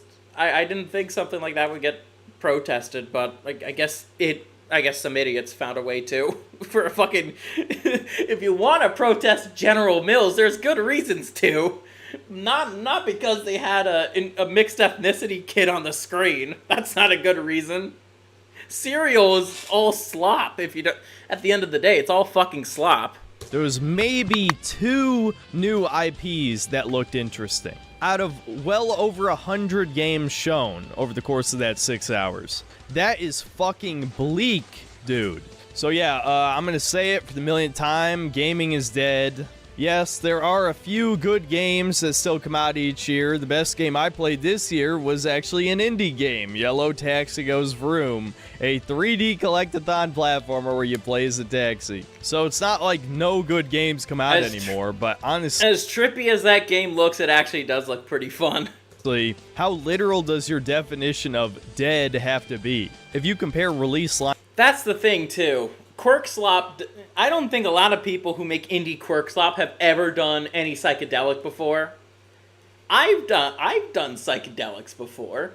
I've talked about my use of shrooms a lot on my streams, which is always fun. But yeah, this ain't exactly something I would think of if I was tripping balls right now. I mean, unless I just went outside and I saw, like, you know, pizza slices with a fucking wind-up thing, and dancing pizza slices if I just had, like, pizza for dinner or something. I'd have to have a lot. I'd probably need 2 shrooms at that point if I were to really start tripping. Lineups now to 20 years ago, it's fucking Even embarrassing. then, I really only did the shrooms fact that people one were trying to time. pretend that 2023 was one of the greatest years in gaming history just shows you how far we've fallen. That's about it. See you next time. Alrighty, so that was The Future of Gaming is Bleak. Now, let's get on to our sideshow of the night. Holy shit, do I have some cringe for you guys? I gotta notify I gotta notify some people again. Let's see. You guys ready for some grade A nuclear cringe? The show is still going on. And I'm also just gonna say the same thing in another server. The ScurvyRum show is still going on, and I have some grade A nuclear cringe ready for y'all. Alrighty, gonna wait for oh, so fuck no. I'm not gonna look at the fucking chat replay for this. Fuck no. Do expect the use of my soundboard for this one. A lot of it. Expect a lot of, Oh wait, no, not that button, but... Oh, brother, this guy stinks! So that's button 1. Rated ARG for pirates. Fuck you! Button 2. What the hell is this? Button 3. Where is button 4? You talk like a fag, and your shit's all retarded. Next button 5. I am so sick of that stupid bitch, blabbing prissy little skank. Button 6. And lastly, button 7. Ew. Ew.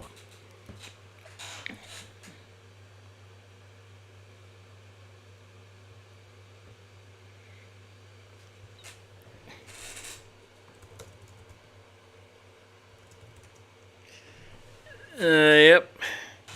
Hey, I got a jet. Thanks so much for entertaining me. I'm a longtime feminist and was intrigued by your stream title.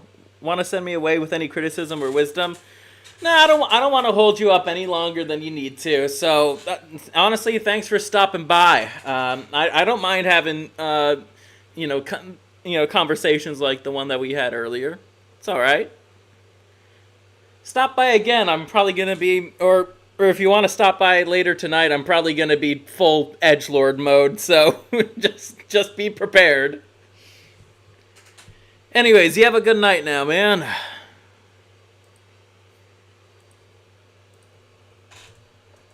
Alrighty. I just gotta find the proper timestamp. Appreciate you, brother. Steel sharpens steel. I'll stop by another time. Oh, wait, no, I don't want to watch. Hold on. So, okay. We are going... Okay. There we go. There we go. There's the moment. Because now we're getting into the supposed top 10 moments in PC gaming history. I'm gonna give you guys some warnings. It's gonna be cringe. Absolutely cringe.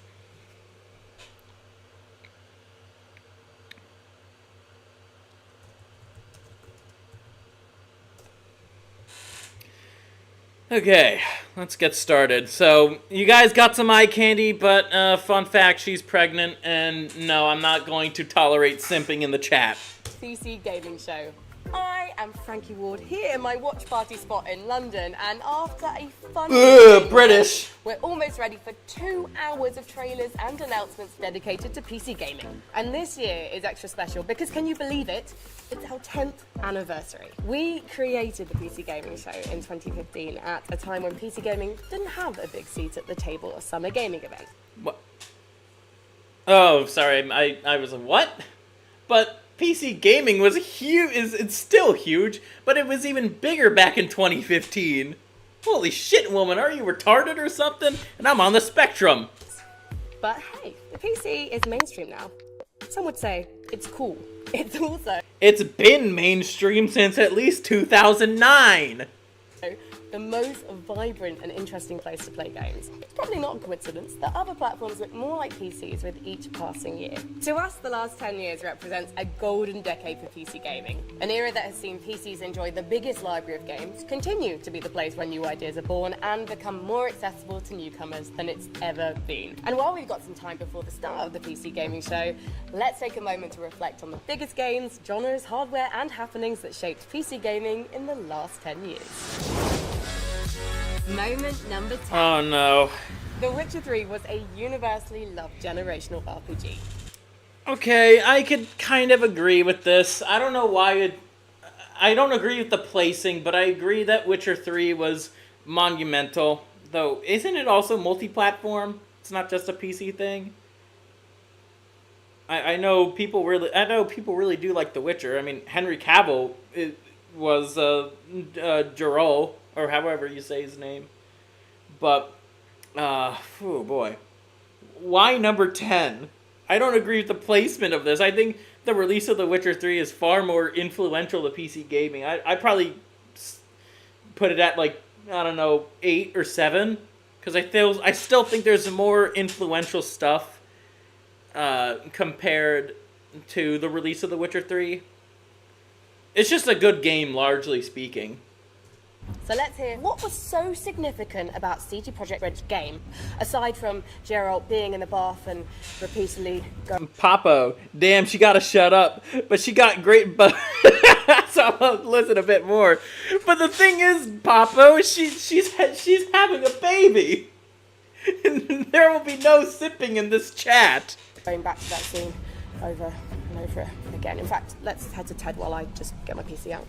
I was way more excited for Dragon Age Inquisition at the time, and I came to The Witcher 3 late. I got it as a Christmas gift from my parents that year. It was the first time I stayed up to 4 a.m. playing a video game by accident in I don't know how long. Like, I was in... Hey, glad, honestly, there's another reason why I'd put it at, like, number 8 or number 7 in my personal moments list. Well, once again, The Witcher is a huge accomplishment of Poland, of Polish storytelling, considering that The Witcher, you know, and this goes for the books too, not just for the games, but for the books and just Polish mythology in general. It's a huge accomplishment what The Witcher was able to do. Love with that game. And there was always one forum guy who would be like, why don't they make like an open world game like the Elder Scrolls, but with like BioWare writing? And it's like, gee, man, why don't they? And they did. The thing The Witcher managed to really nail was bringing Polish folklore to the masses. I remember playing it and I was like, these monsters are like pretty cool, really, aren't they? And then I went and read the books and I was like, oh. God, the fucking tattoo. Oh. And my thoughts exactly, South Park. This is all like really faithful to the Polish folklore. This is actually awesome. To have a game that was so well received and for it to be about quite like a niche section of folklore is awesome. I love that. It was like everything I think on paper I'd ever loved or ever wanted from an RPG. Still love that game. Still revisit it like every 1-2 years or so. I gotta get my fix. Thanks, Ted. Stick around, though. This isn't the only RPG that has raised the bar for single-player storytelling. Next on our list, a hardware innovation that has quietly made everything better for millions of PC gamers. Moment number 9. There have been many technological advances to PC gaming over the years. Get to the point, bitch. With the advent of DLSS. I think it's had a bigger impact than people actually think. Oh, man. I don't really know much on the hardware stuff. So, but in general, when it comes to a lot of hardware improvements, I mean, that's always gonna take place every year. Like, every single year. There's a reason why people get new rigs every few years, is because, well, the technology just advances at such a rapid rate. Though I do plan on having my rig for a good, 10 years. But shit, it's just like, well, let's hear. I would not be, I don't think I'm going to argue any placement on, hardware that means that, more powerful games can be ran and, not run like a fucking, not run horribly. Expected it to. I think when it came out, it kind of got overshadowed by ray tracing and other technologies. Whereas DLSS has crept up on us and has actually been the more important, the more impactful thing. You're taking a frame at a lower resolution than what you'd normally intend to run it at. You're upscaling it, but you're saving that performance. And so you just end up with more performance, and it feels like a free upgrade. It's a technology that has sort of become vital in running some modern games. I think of DLSS as one of the most significant steps of the 25-year evolution of GPUs, right? As graphics got more and more detailed, it became more of a burden for our GPUs to render games. The solution... Though honestly, when it comes to frame rates, I mean, I know more and more the standard is slowly becoming 120 frames per second, even though there's no real difference between 60 frames per second and 120 frames per second to the naked eye. I do know that it does have some impacts on gameplay, though. I think it's mainly because of just the way that our eyes work. And there's still a lot of things we have yet to discover about those. Into that was building some kind of specialized hardware. That lets us have better effects. We can do things like ray tracing and lots and lots of expensive transparency effects that typically would cause us to run out of fill rate, essentially, on the hardware, so that we wouldn't be able to render those effects at 4K effectively. Better image quality and really just improve frame rates for that given image quality too. Now, we all love a comeback story, don't we? And the next game in our look back at the last 10 years of PC gaming rode expectations that were taller than a sandworm. It definitely got knocked off the sandy steed when the game released, but gosh darn it, it got back on. Moment number 8. What? The what? No Man's Sky? Why is that a moment? That's not an influential moment in PC gaming. Oh my God. This whole thing was the rise and fall of No Man's Sky. How do I describe it? How do I describe it accurately? It's certainly an eye-opener about the state of indie studios, over-promising, under-delivering stuff. As for its rise came at a point where the game was just not relevant anymore. And it's it was more of an about time moment rather than this groundbreaking revelation in gaming. But then again, this is from fucking PC Gamer, so don't expect anything less than absolute shilling over certain studios. No Man's Sky was, to me, sort of like a tipping point game for this idea of like the everything game. Oh, it's this faggot. We're so excited This about faggot the again. potential and really craved this idea of like this world you could be in and do like every activity you can Fucking imagine. normies. And it Oh turned my out they God. had way overpromised what you were going to actually be able to do. And I wouldn't be surprised if that normal fag bought No Man's Sky out of the false promise that it was going to be this grand exploration type game. It's like, oh, so many planets and oh my god. It's just like, that's the kind of shit I fell for when I was 13. That's when the game was announced. Was when I was 13. Crazy how time flies by in 11 fucking years. No Man's Sky, right? Which was ultimately a game made by a very small group of people, from players online, when a game does not offer what they've been led to expect. People got really, really angry. That was not a happy moment, right? Yeah, they but got I think fucking at the same scammed. time, No Man's Sky has ended up being kind of the single best example of a game studio just buckling down and building out every feature that they had promised, that they had alluded to, that people expected, and then way, way, way more. They just kept building on it and kept building on it. I think at this point we're definitely in an era where a majority of games, too long. from the biggest competitive multiplayer games to smaller games from small studios, single player stuff, like it's all kind of expected to transform over time in some way. And that whole possibility owes a lot to the progression No Man's Sky made to this redemption story of success. Certainly early access is one of the biggest examples of this, an extension of kind of the groundwork. Early access has been one of the worst things that has ever happened to gaming, because what it allows developers to do is basically have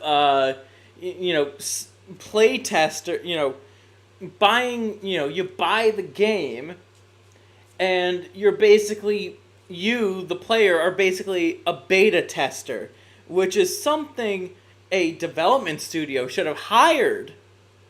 There's a reason, I have a feeling QA departments have been shrinking in size because of shit like early access. That No Man's Sky laid, with early access being a kind of permission that games give themselves to be less than perfect at launch and improve over time. I think this fucker literally just said why early access is not a good thing. It also just allows developers to release broken products and also call it a launch. No Man's Sky ended up kind of being the game that people wanted Starfield to be, in terms of just how big it was and how many different things you could do in it. But that really just goes to show like how hard and how much time it... No doubt if you had me at gunpoint and you had to get me to play either Starfield or No Man's Sky, I'd go with No Man's Sky every day of the week. Takes to build that kind of game is, right? They couldn't do it at launch, but they could do it with 7 more years of work. Moment number 7. Now, here's a subject I know a little bit about, unless you've read it recently, in which case I know absolutely nothing at all. But I have had a front row seat to some of the biggest esports tournaments in the world, and the last 10 years have been extraordinarily good for competitive gaming. You might have heard recently that... And by extraordinarily good, you mean that more and more sexual deviants are kind of being exposed? The esports bubble has slightly burst. Fuck me. But it's a phoenix. It's coming back from the grassroots ashes, and what we're seeing are publishers giving their games to tournament organisers and to the fans and getting them to put on new tournament circuits. And that is really how you grow and sustain a scene, having experts run them and having the best players in the world want to play in them. So I can't wait to be front row at a few more tournaments in future. But hold on, I know someone else who knows esports inside and out. Sean, how's it going over there in the studio? Oh, Frankie, I'm doing great. I'm no. Later today. Looking good, Sean. But do you mind sparing a crumb of esports knowledge? Frankie, I would be delighted to, even though I look a little ridiculous right now. What do you make of the last 10 years? The last 10 years of esports has been wild. Once the Overwatch League hit the scene and all of a sudden teams were entering... this fucking washed-up League of Legends player. You had this massive ripple effect across the entire industry where you started to see team valuations spiking. In every game, and now, because of how successful, some esports leagues are, and even then Overwatch League fucking crashed and burned. So... Why bring up the Overwatch League as an example of a thriving esport when it could barely get any fucking funding? And, players don't like the state of the game. Why use Overwatch when you could have used League of Legends? I don't even play League or even exactly like League of Legends. But I understand that, that's a far better example of an esport than fucking Overwatch. Salaries for players spiking, new leagues, coming out of nowhere. And also, it just kind of fucks up the balancing of the game, too, because now you have such a divide between those, even among the good players who just still play casually, and then you have the pros who play a completely different fucking game than the rest of us. That also had multi-million-dollar entries. And then, in the last few years, we've seen the collapse of many, many, many of those, which, on one hand, is really sad and is really unfortunate. Good. No, I think it's a good thing because that means the fans of those games can actually start running their own tournaments without money being involved. They could just do it out of the love of the game. That's a good thing. At the same time, the one thing that continues to grow is people watching esports. When I first started watching, viewership of esports has gone down significantly because people can't be bothered to watch a whole fucking tournament for their whole fucking day. The way that people actually watch these tournaments is largely in certain viewing blocks. They might watch for at most 2 hours, but usually it's for about 10 minutes before somebody gets bored. The only tournament I ever watched in full was EVO Japan 2024, and that's largely because of the character announcement of Slayer in Guilty Gear Strive. They saved his announcement for the very end. Most people watch the finals and sometimes the semifinals. That's also true. Most people don't care about the other little scrims that happened before the semifinals. YouTube didn't even exist, and it still warms my heart, despite all the turmoil that's happened, just how much esports has grown and how much more it's going to grow. Great to hear from my buddy and yours, Day 9, who'll host the PC Gaming Show in not too long. Our next moment is barely in the rearview mirror, having racked up PC Gamer's Game of the Year award in 2023, along with many others. Oh no. Moment number 6. When it comes to CRPGs, Larian Studios have rolled a natural 20 on the genre, creating a game that has no. But don't just take my word for it. Fucking no. Is a Starian himself. The writing is so... Oh, fuck no. Fuck no, not Baldur's Gate 3. I'm so fucking sick of hearing about this game. I'm not going to fucking play your slop. I don't care if Synthetic Man liked the gameplay. He fucking really hated the story. But I despise... I don't like Baldur's Gate 3. The older games, to my knowledge, are far better because Baldur's Gate 3 is trying too hard to be like Dungeons and Dragons. And not a fucking video game. I am so... Hold on. I am so sick of that stupid bitch. Blabbing prissy little stink. That's exactly how I feel about Baldur's Gate 3, and anytime somebody brings up that game, I'm so fucking sick and tired of hearing about, oh, Baldur's Gate 3 is so good. Oh, Scurvy, you'd love Baldur's Gate 3. No, I fucking hate Baldur's Gate 3 because I hate the way Dungeons and Dragons has gone. Fucking hell.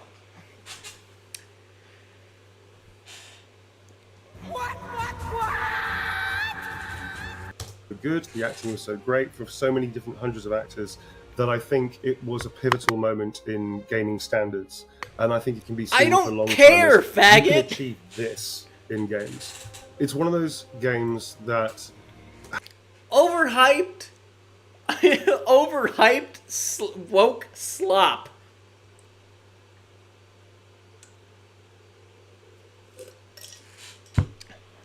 And no, I don't trust the future of Dungeons and Dragons in the hands of Larian. has given the player so much agency and freedom of choice to represent themselves in the game and be represented by the game the other way around, with people talking to you with preferred pronouns or your sexuality, etc., etc. I fucking knew it! Of course he would talk about preferred pronouns!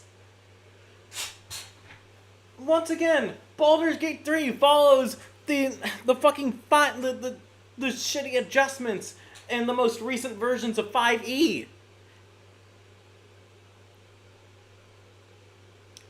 Freedom of choice. Each model has 8 faces. The character editor in BG3 is awful, but fucking hell, like, World of Warcraft has a far better character editor. Far better. But still, to be seen, to be heard, oh my fucking god. It's a... Okay, No, I'm not gonna keep ranting about Baldur's Gate 3. I just fucking can't. And your personal so sick of hearing about this dark, game. In between grey area. Rated It's R for pirates. one of those Fuck games you. that has done more than I think most games to give you that agency and freedom of choice. It gives us like this type of freedom where we can kind of play. Oh wow, the only black woman that ever plays, quote unquote, plays video games. I bet she's not even good at them. However we want. There's no like one specific way to play. I'm telling you, why is there dice roll mechanics? Why is there that fucking dice in a game where it doesn't belong? Which is why I think, I mean, it won Game of the Year for a reason. The amount of love and dedication for like the level designs, the challenges, the campaign, or even just the voice actors themselves, you can really see that they put a lot of love to this project. As a performer, to be able to play every kind of iteration you could possibly imagine of the character is an incredible experience, because you don't just get to play one version of the character, you get to play every version of the character, which is beautifully indulgent and really wonderful. Thank you so much to Neil Newham. Our next reflection is a little bit meta. Well, not meta, it's more an Amazon thing. I just mean that we're talking about the platform that you're watching this very show on.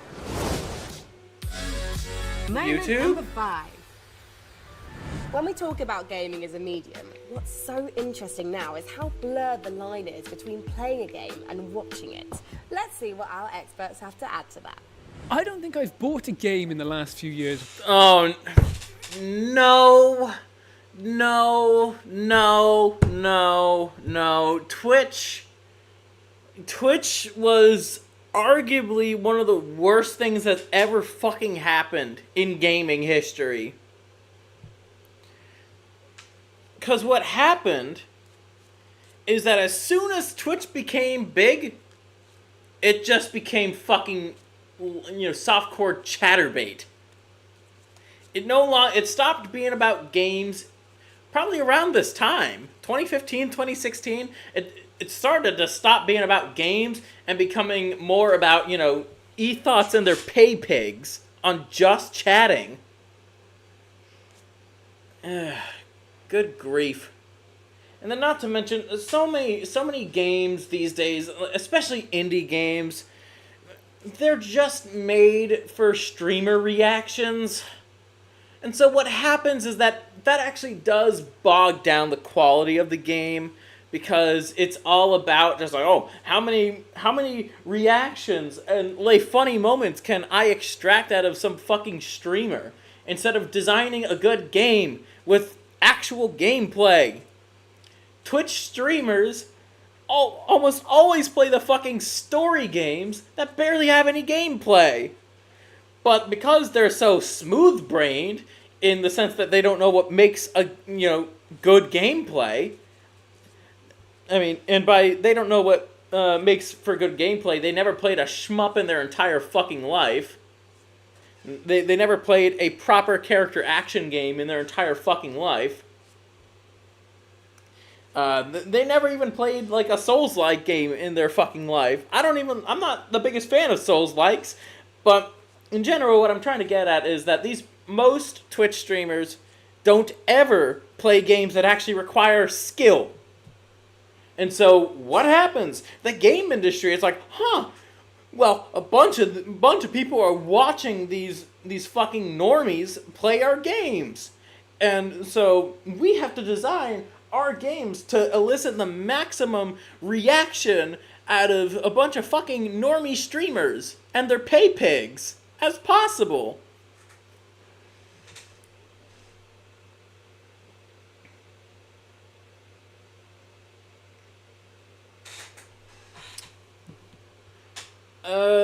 Gifgus Poison.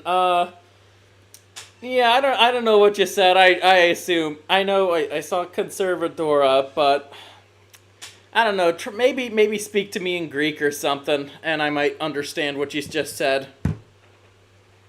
Without first watching someone play it on Twitch, it was my personal gateway. Okay, if to play devil's advocate here, it is a good way to see if a game is actually interesting or not.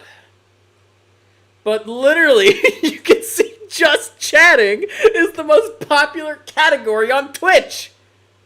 Because all you just have to do if you want to make big money on just chatting is 1, be a chick, 2, show enough midriff, 3, be attractive, so you can't be morbidly obese, unless you're trying to attract the chubby chasers. 4, profit.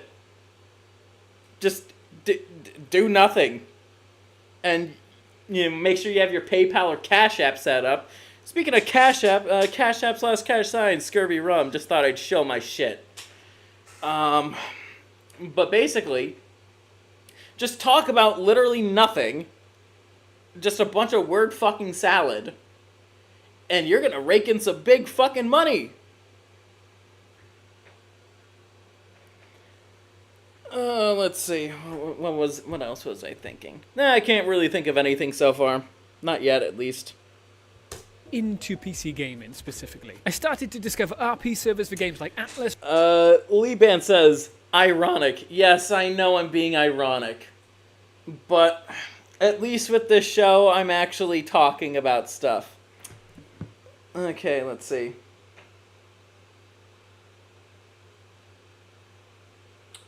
Interesting. Nice. Thank you, Gifkus. Red Dead and GTA. I watched modded gameplay of games like Skyrim and Minecraft and found specific PC games I wanted to try more than anything. Like, at the time... That's not how people use Twitch. It's just not. RimWorld. I discovered a whole new world through watching Twitch streamers play games. A world I wanted to be a part of. Playing games and then watching other people play them deepens and enriches the experience that I have just engaging with games in general. And there's the element of community. It's so much fun to play a game and then just celebrate how much we love it with other people, and being in a chat and seeing someone else appreciate that's fucking ugly right there. Love is just always a heartening thing to experience. We have almost reached the start of the PC Gaming Show, where we'll have dozens of new game trailers and exclusive interviews, so stay tuned. Now, as we look back at this golden era of PC gaming, naturally we lock eyes with some pretty big elephants in the room. Or actually, is that a llama? Oh no. Moment number 4. You might be thinking that Fortnite No. is just be a nephew No. or kids, but let me tell you, someone who hosts the Fortnite No. 18-year-olds winning millions of dollars, but it's very fun to play with your friends. Here to tell us more about Fortnite, that's some real God damn it. No. Fortnite was also one of the worst things that ever happened in gaming. I was a freshman in college when the Fortnite craze was as big as it was. Do you want the amount of times I had to hear, bro, hop on Fortnite, I'm playing Fortnite? It was fucking nauseating. As one of the only few people who did not play that fucking slop, my god. It was fucking everywhere, and I hated it. I was never going to play an inferior Splatoon. Never. In addition, just only made the normie infestation a whole lot worse.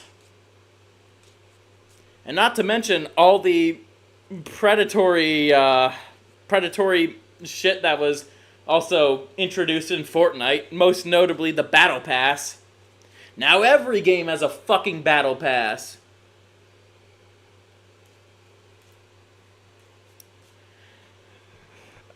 Oh, come on, dude. There's no simping in the chat allowed. Just because by the way, in this video, she's pregnant. She's pregnant, okay?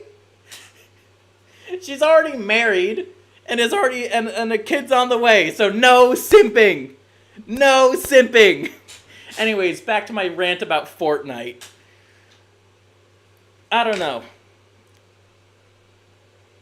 Oh, god damn it, Sheffo. God fucking damn it.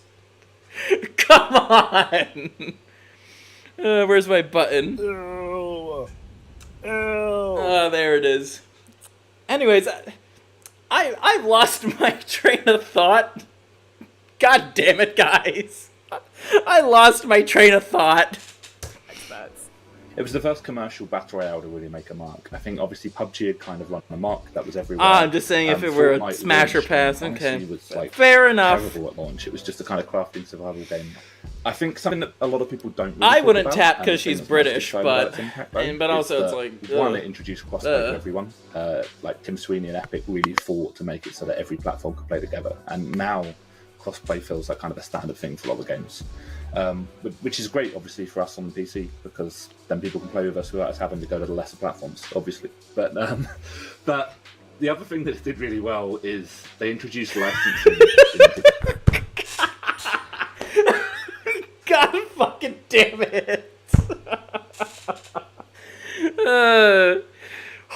Apparently, horse teeth can go crazy on the shaft.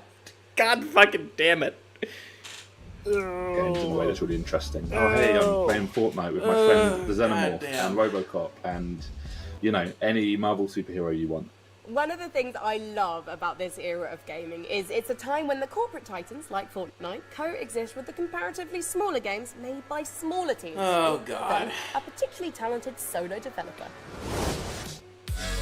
Oh, no. Number 3. No. If the idea of battling illithids, quick-scoping scrubs, or slaying monsters isn't your cup of tea, then luckily for you, the last 10 years has seen the rise of the cozy game genre. To tell us more... No. The only cozy game I could stand is Minecraft and Animal Crossing. Every other fucking cozy game just fucking sucks. Okay? I'm sick and tired of seeing the quote-unquote cozy game, because there's way too many of them now. Oversaturation, and it happened so quickly too, compared to every other genre in the games industry.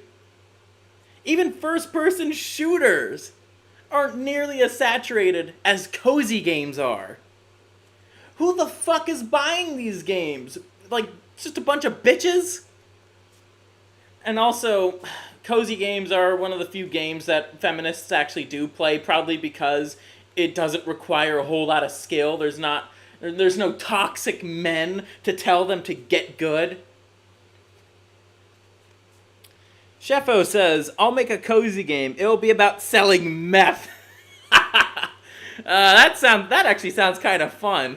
But make sure you add some consequences in there. Not just like a meth selling isekai, like so many of these other fucking cozy games. Hell, the Lord of the Rings is having a fucking cozy game made of it.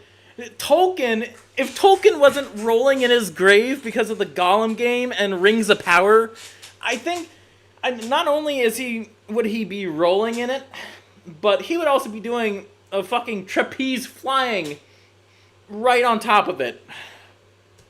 Here's Good Lauren lord. Morton from PC Gamer. I think Stardew Valley really just nails the customization element and letting you have so many paths through the same What game. the hell is it was this? definitely the seed for like a type of game that had never been big on PC before, and was definitely the start of people looking for more like wholesome games, cozy games.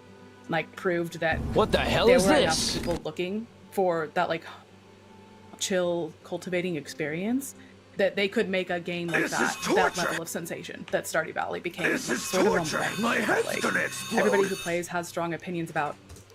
Shell from Road to El Dorado was my second fictional crush. I will have my sassy tanned colonization waifu. Who they should romance, whether they should go with the community center route or the Joja Mart route.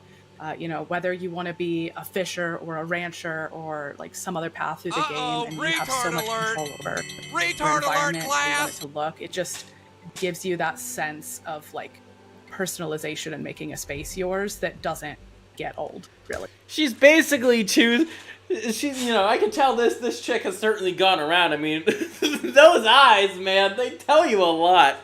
Probably drank a lot throughout college, and probably took a lot of Chad Schlong not in the hoo-ha, but the puniti and in her mouth.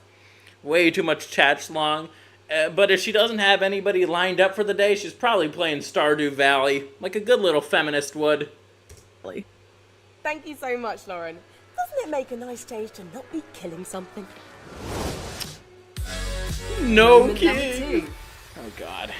You know, back in my day, communicating with our gaming friends over voice chat wasn't exactly simple. We had to hear our teammates eating while they rushed B on Inferno. We had to endure the shriek of Skype just to... Ha ha ha ha ha ha funny. XD ha ha funny. Funny guys. We're so funny. ...pair up with pals in StarCraft, and all I can say is never again. Before Discord, there was TeamSpeak, we had Mumble, we had... Oh lord. Look, as much as I use Discord to, like, you know, talk to, like, some pretty based people, Discord has just been a net negative on society as a whole. Like, if I'm being honest here, the cons greatly outweigh the pros. I mean, look at just the crazy amount of scandals that get exposed and have happened on that platform alone. There's a reason why Discord mod has the connotation that it does. had Pigeon, and it took an army of nerds to be able to put it together. And with Discord, like, anybody can just join it. If you have a phone or a PC, Discord is just there. I don't know why it didn't exist beforehand, but like, it's just been a godsend, honestly. The thing about Discord for me as an independent... My first Discord account, I think it was made back in like early 2015. Maybe even late 2014, I forget. But man, I remember when Discord was barely even functional. It was a far better place back in those days when it was barely fucking functional.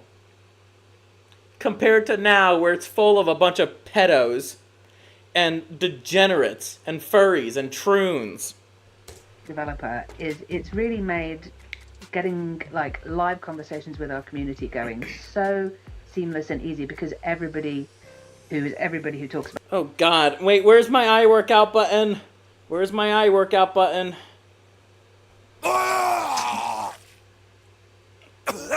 Yeah, look at this old hag.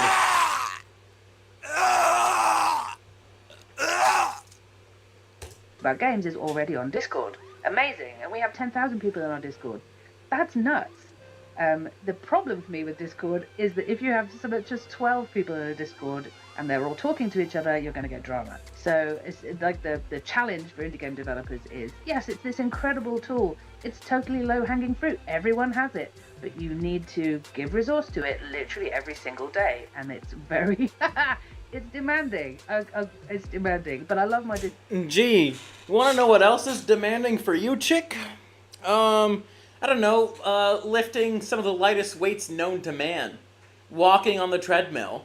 I'm sure that's demanding for you. Discord, and they're my little freaks. So, Did she just say they're my little freaks? I don't know if that was like some kind of Freudian slip or not, but I felt like she meant it.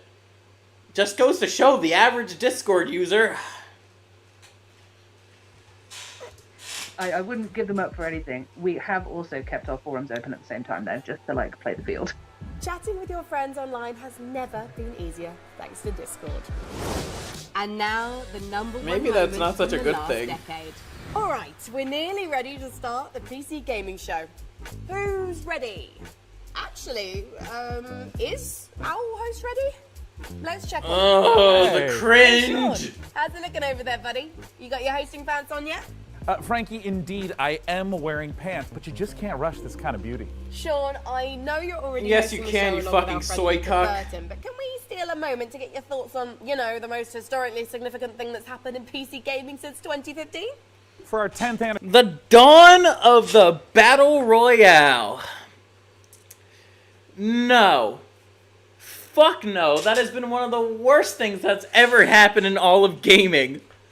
Holy shit. There was only like a few moments that were actually noteworthy, that actually belong on there. The rest is just like, no. It fucking led to more normies infiltrating my hobby. And more normies equals more feminists.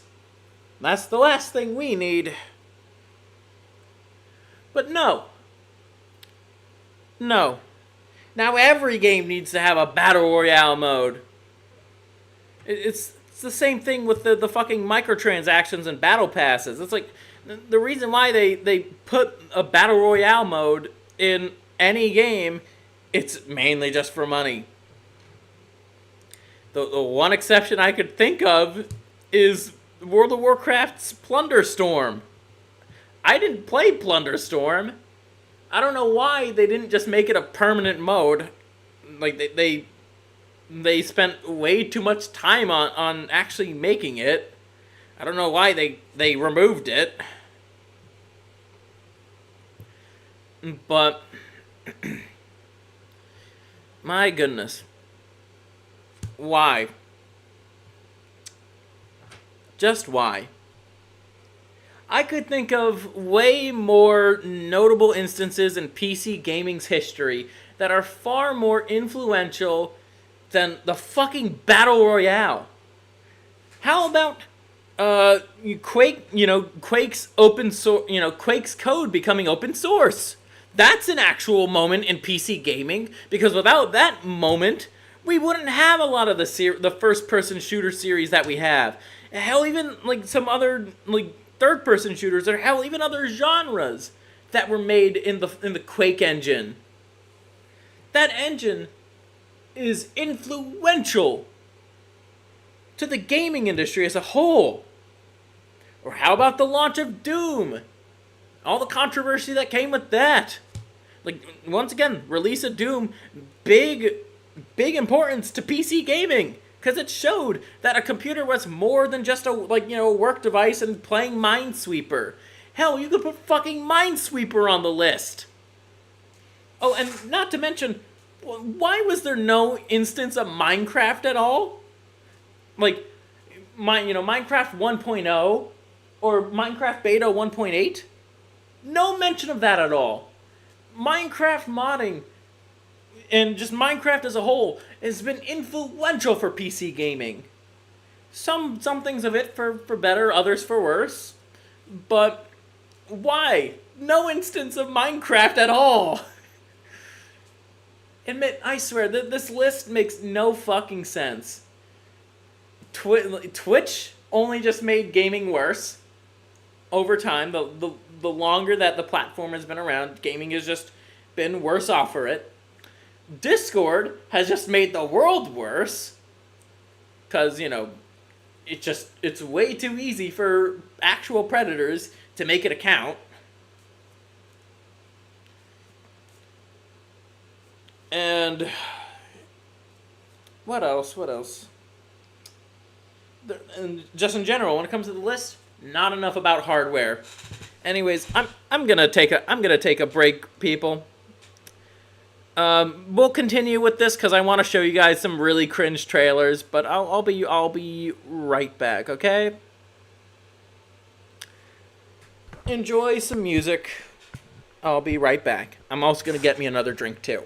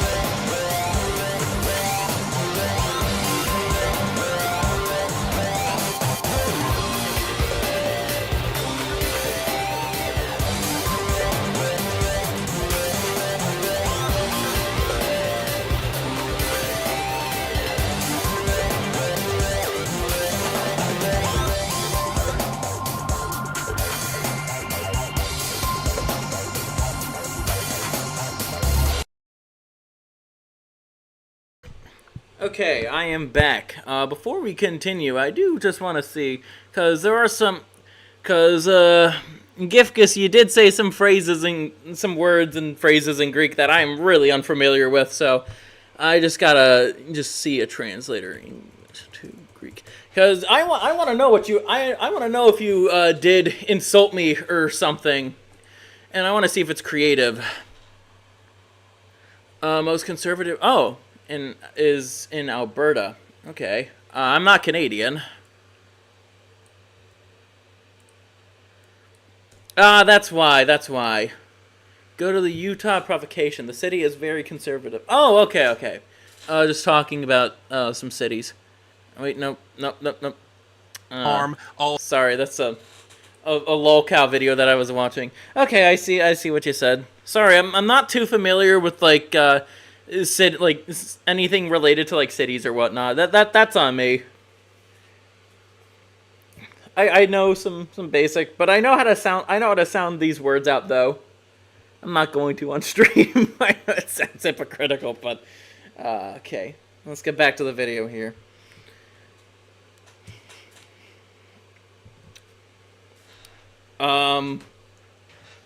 Also, I don't really plan on going to Utah. That's a bit too Mormon for my taste, and I'm an atheist. Mormon chicks are fucking crazy. Okay, so, oh yeah, one more. I remember what I was gonna rant about.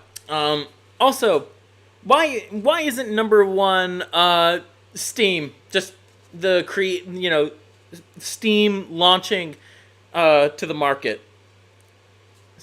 If you ask me, Steam, aside from major like major hardware improvements, the introduction of Steam has been just a benefit to gaming. There's a few downsides to it, but the pros vastly outweigh the cons. Anyways, let's find some really cringy trailers.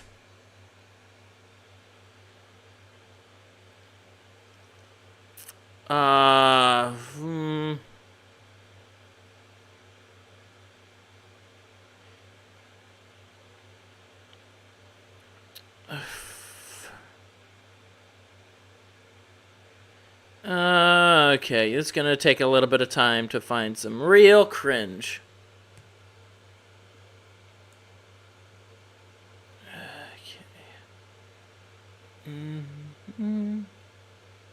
Oh, cringe! Cringe! We found some cringe, people!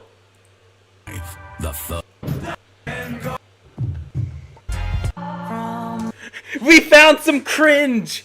We have some grade A cringe ready for you guys! Unlike Synthetic Man, I'm not gonna mute this.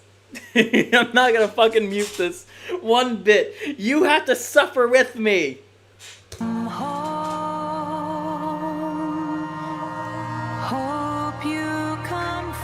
What? This is so awful. This is just awful.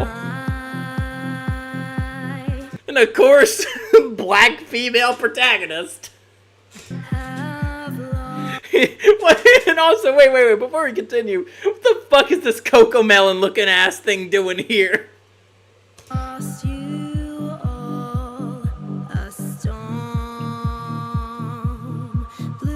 This is awful.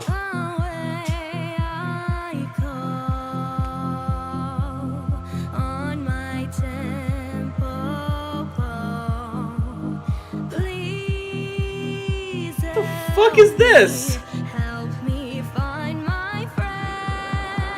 I knew we were in some... I knew this was grade A cringe. There's a reason why the song was fucking muted. Because it's so bad. It's just as awful.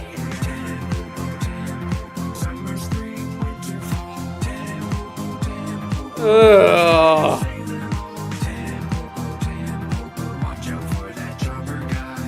Haha, like Quirkerino.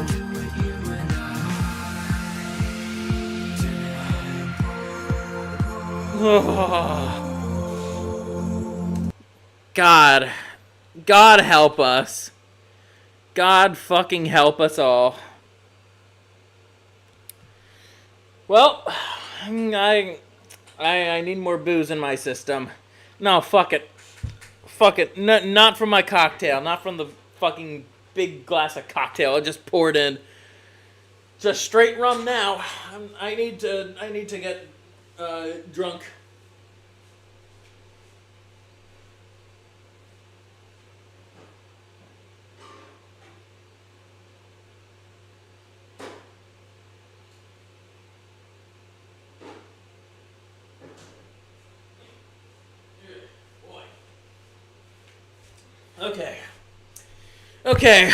Okay. I gotta see if there's any more cringe before we get on to our next actual video segment. Where's the really cringy one?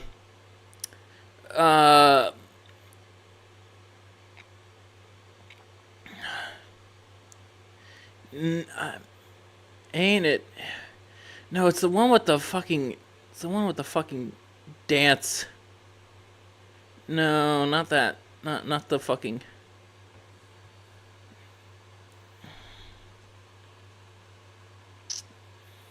G.I. Joe. There is... Oh, wait! Cringe! Another cringe moment!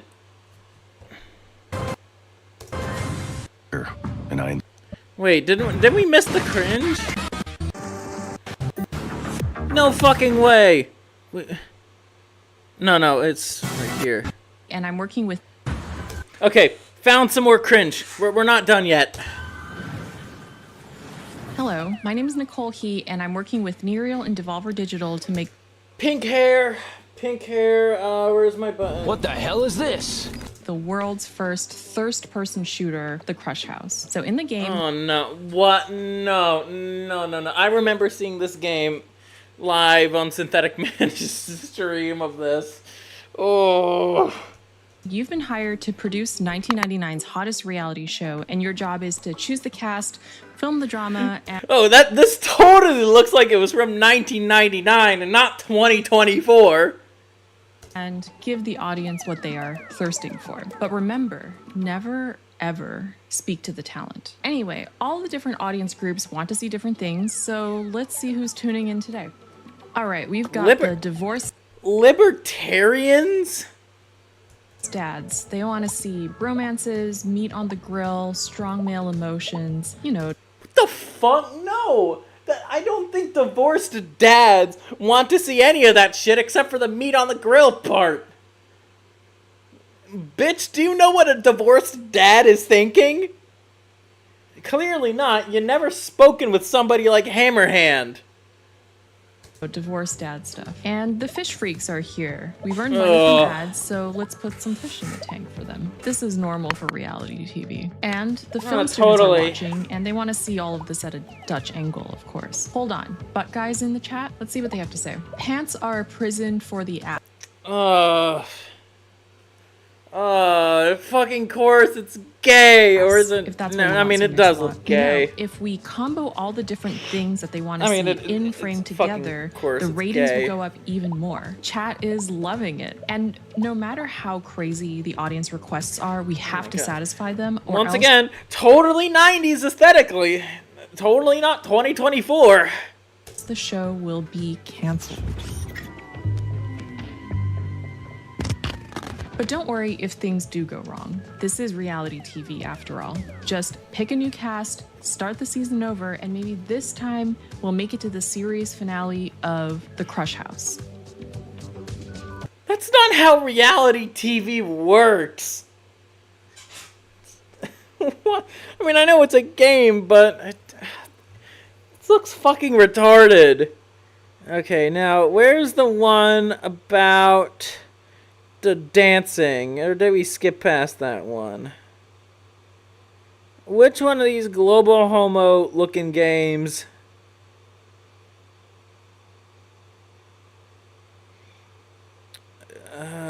Fuck me, where is it?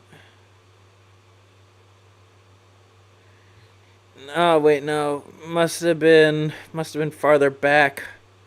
Fuck, I want to show you guys some real grade A cringe, but I can't seem to find it.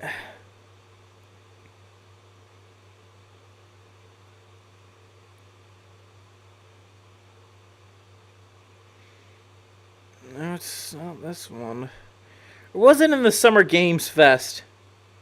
Fucking hell, man. These shows are fucking interchangeable. I'm sick of looking at this. Let's get on to our next actual segment here. Do you feel like it's important? So, we have our next segment from Side Scrollers, a channel made by Screw Attack's Stuttering Craig. So, I'm glad he's kind of on my side of the culture war. Sheffo says, reality TV is scripted from the start. The game should be convincing the execs you'll have a good character arc. That would actually be kind of interesting, albeit a little metatextual, but better than what was presented. So, top 5 defeminized women in video games. So you have a panel of Stuttering Craig, Yellow Flash 2, and some chick who's actually not ugly. Do you feel like it's important for women to have natural curves and be represented with beauty, or do you like the direction of Nobody likes ugly characters on their screen? Perfect Dark remake? And on the surface, people are like, Perfect Dark, yeah! Joanna Dark, yeah! That's the best! And I'll tell you what, this is very interesting to see, because you did not play Perfect Dark back in the day, did you, Des? I did not. Okay, let me tell you what, this is what Joanna Dark looked like 20 years ago. This is what she looked like, right? Really kind of like, you know, definitely sexy. Got the red hair over the eye. Nope. I forgot she has the tattoo. So, no showering with coconut cream pies today, boys. thing going on. You know, this is like a very, I'd say this is the look at the time. Some side you know? boob. Don't neglect the side boob there. It's a good point, Flash. Good point. And this is what she looks like in the remake. With the big meaty chin. Everything. Des, looks like she's about to go return some GameStop games. Looks like she's about to go yell. It's not sir, it's ma'am. That was a influential moment in gaming, if you catch my drift. It's not sir, it's ma'am. The manager at GameStop. That's what she looks like. That's what she looks like. She looks like a Karen for sure. It's not sir, it's ma'am. We've seen a defeminization of women characters in video games over the last few years. Des, you are a woman. Don't wanna assume anything, Des, right? Well spotted, Craig. I would love to hear your thoughts your book. Defeminization of female characters and why, and just your overall thoughts. Go ahead. This whole feminism movement has just been so weird because it's so anti-women. It's so anti-women. I mean, the character that you showed me from when did it come out originally? 20 years ago, 19 years. Unpopular. Oh wait, it's not unpopular to most people in my stream chat, but it certainly is unpopular to the rest of the world. Let's be real. Feminism was always anti-woman because the end result is exactly what we're seeing right now in the West. But then again, I'm of the belief that the 19th Amendment should be repealed because that was one of the biggest mistakes in all of human history. Rants aside, the slippery slope is not exactly a fallacy. It's only a fallacy if you say that A leads directly to Z. Not A leads to B, and B leads to C, and C leads to D, etc., etc. Until eventually, Y leads to Z. But holy shit. Holy fucking shit. Thank you, feminists. Years ago. Oh my gosh, 20 years ago. She looks feminine, and it's like this chin that is just like this giant chin that's so prevalent now. It's so weird. It's like in all of these characters. I just don't get it. I literally don't understand it. It is God damn it, Sheppo. That's what society is actually trying to diminish women, and it's just so crazy to see women get behind destroying their sexuality. It's insane to me, and it's so sad, and it makes me angry. And it's people say like that we're making a big deal of this, but if you see the larger picture, it's not at all. But I'm not surprised. I mean, I'm not shocked at all to see that. To see the before and the after. I mean, that's just par for the course now. And that's the thing too. And at the end of the day, because feminism really is only a thing that ugly women subscribe to. I mean, anything beyond like second wave, albeit even pretty women follow. From they still are feminists, but just not that extreme compared to a lot of the ugly bitches we've seen tonight. Well, in addition to Joanna Dark, we also saw several other strong independent women that were featured in the Xbox Game Showcase. Would you like to see some of the other women that were featured there, Des? Yeah, let's see them. Well, here's Joanna Dark. Here's another strong independent woman. Wow. Oh, Farron! The one time that Farron Lothar actually looks decent is in the game itself. Other than that, in cinematics and in the cover of the new short story collection, she looks fucking ugly. Wow. They gave her the fucking man jaw too, which she doesn't have in WoW. And for some, still, I don't know why they made her a fucking half elf. That makes no goddamn sense. You sure that's not like a really ugly set? Okay, that's a good one. Whoever this character is kind of does look like the Lorax. Illumination's Lorax. Samuel L. Jackson mixed in with Digimon. Labs, I'm not sure of anything. All right, ever anymore. Change into diverse woke champions to save gaming from chuds. That's my cover of the Digimon theme song. Ever. There's a strong, independent woman, right? And here's another, like, nothing says, oh my, yeah. Wait, do I have a button for that? This is torture. My head's gonna explode. Yep. That's just so. Move over, Rose Tico. That's right. Well, by the way, breaking Good news, one, we chick. do have Joanna Dark joining us here. Oh, there she is right there on the side of the screen. Giga Chad! That you're doing Giga Chad dirty there, Craig. Come on. The Chad meme over there has a better chin. But this has been a common theme over the last, like I said, several years. And before the show, Blabs has put together a top 5 defeminized ladies. Blabs, would you like to run us through your top 5 defeminized ladies? So, I mean, I don't know. I think maybe I could change the order, but top 5, we'll just say. So the first one, the chick from Fable. Yeah, it's terrible. She's awful. But, we also have MJ from Spidey 2. She just looks absolutely horrific. We also have, what's her face's name? Aloy, I think her name is. Aloy never looked good to begin with.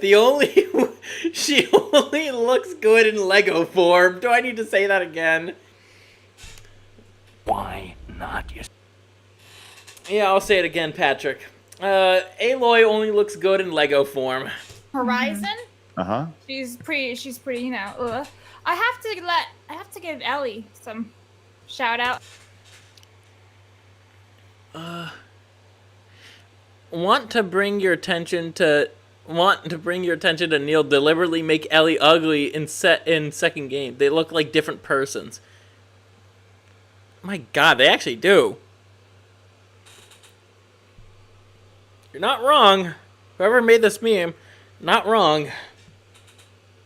What the hell is this? Ellie, because she doesn't look very good either anymore. Well, and then, I think they were going after the real life. No, but like even like Ellie. Oh, maybe they were. But yeah, that's pretty bad. Also, when it comes to video game models looking like actual models or actors who play the characters, it's like, why do they always try to uglify them as well? You're taking somebody who is conventionally attractive and you're turning them ugly. What the hell is this? That too. And lastly, we have to give a notable shout out to the upcoming Star Wars Outlaws. Wow. Oh my God, it's fucking night and day. The actual actress, she's not exactly my type, but I could see, I could actually see, why people would find her attractive. Yeah, real impressive. But then you look on the left. What the hell is this? Game. They really nailed it. Got him. On fire right there. It's great stuff. Good for them. Anyways, do you see this happening in other media forms and outside the video game space? I'm trying to think of, just like this idea of making, like back in the day, we'd say a woman who had manly characteristics. You'd say they were butch. That's a butch or maybe a tomboy, right? Somebody who likes sport. But now I feel like this is just a reoccurring theme across media as a whole. As a Blabs, for you as well, like, do you feel like it's important for women to have natural curves and be represented with beauty, or do you like the direction of? Nobody likes ugly characters on their screen. Right. Nobody. And the ones that do are just the ones that, because they're so ugly themselves, that they need to feel seen and like. I don't even understand how they want this on their screens. It's like, oh, that's actually beautiful. You just have really high standards. It's like, so women can't have curves anymore. They can't have a jawline anymore. It has to be like a box from mine. It has to be a man jaw. A woman's face. Like, look at Mary Jane from Spider-Man 2. It's like man jaw.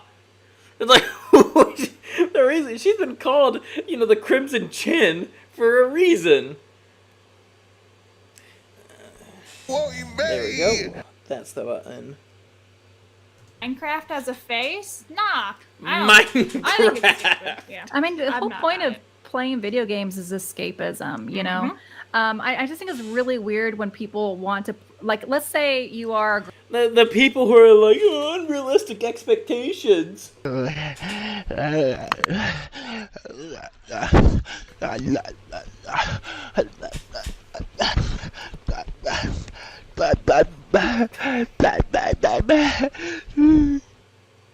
Yep, thank you, Dreamy Bull.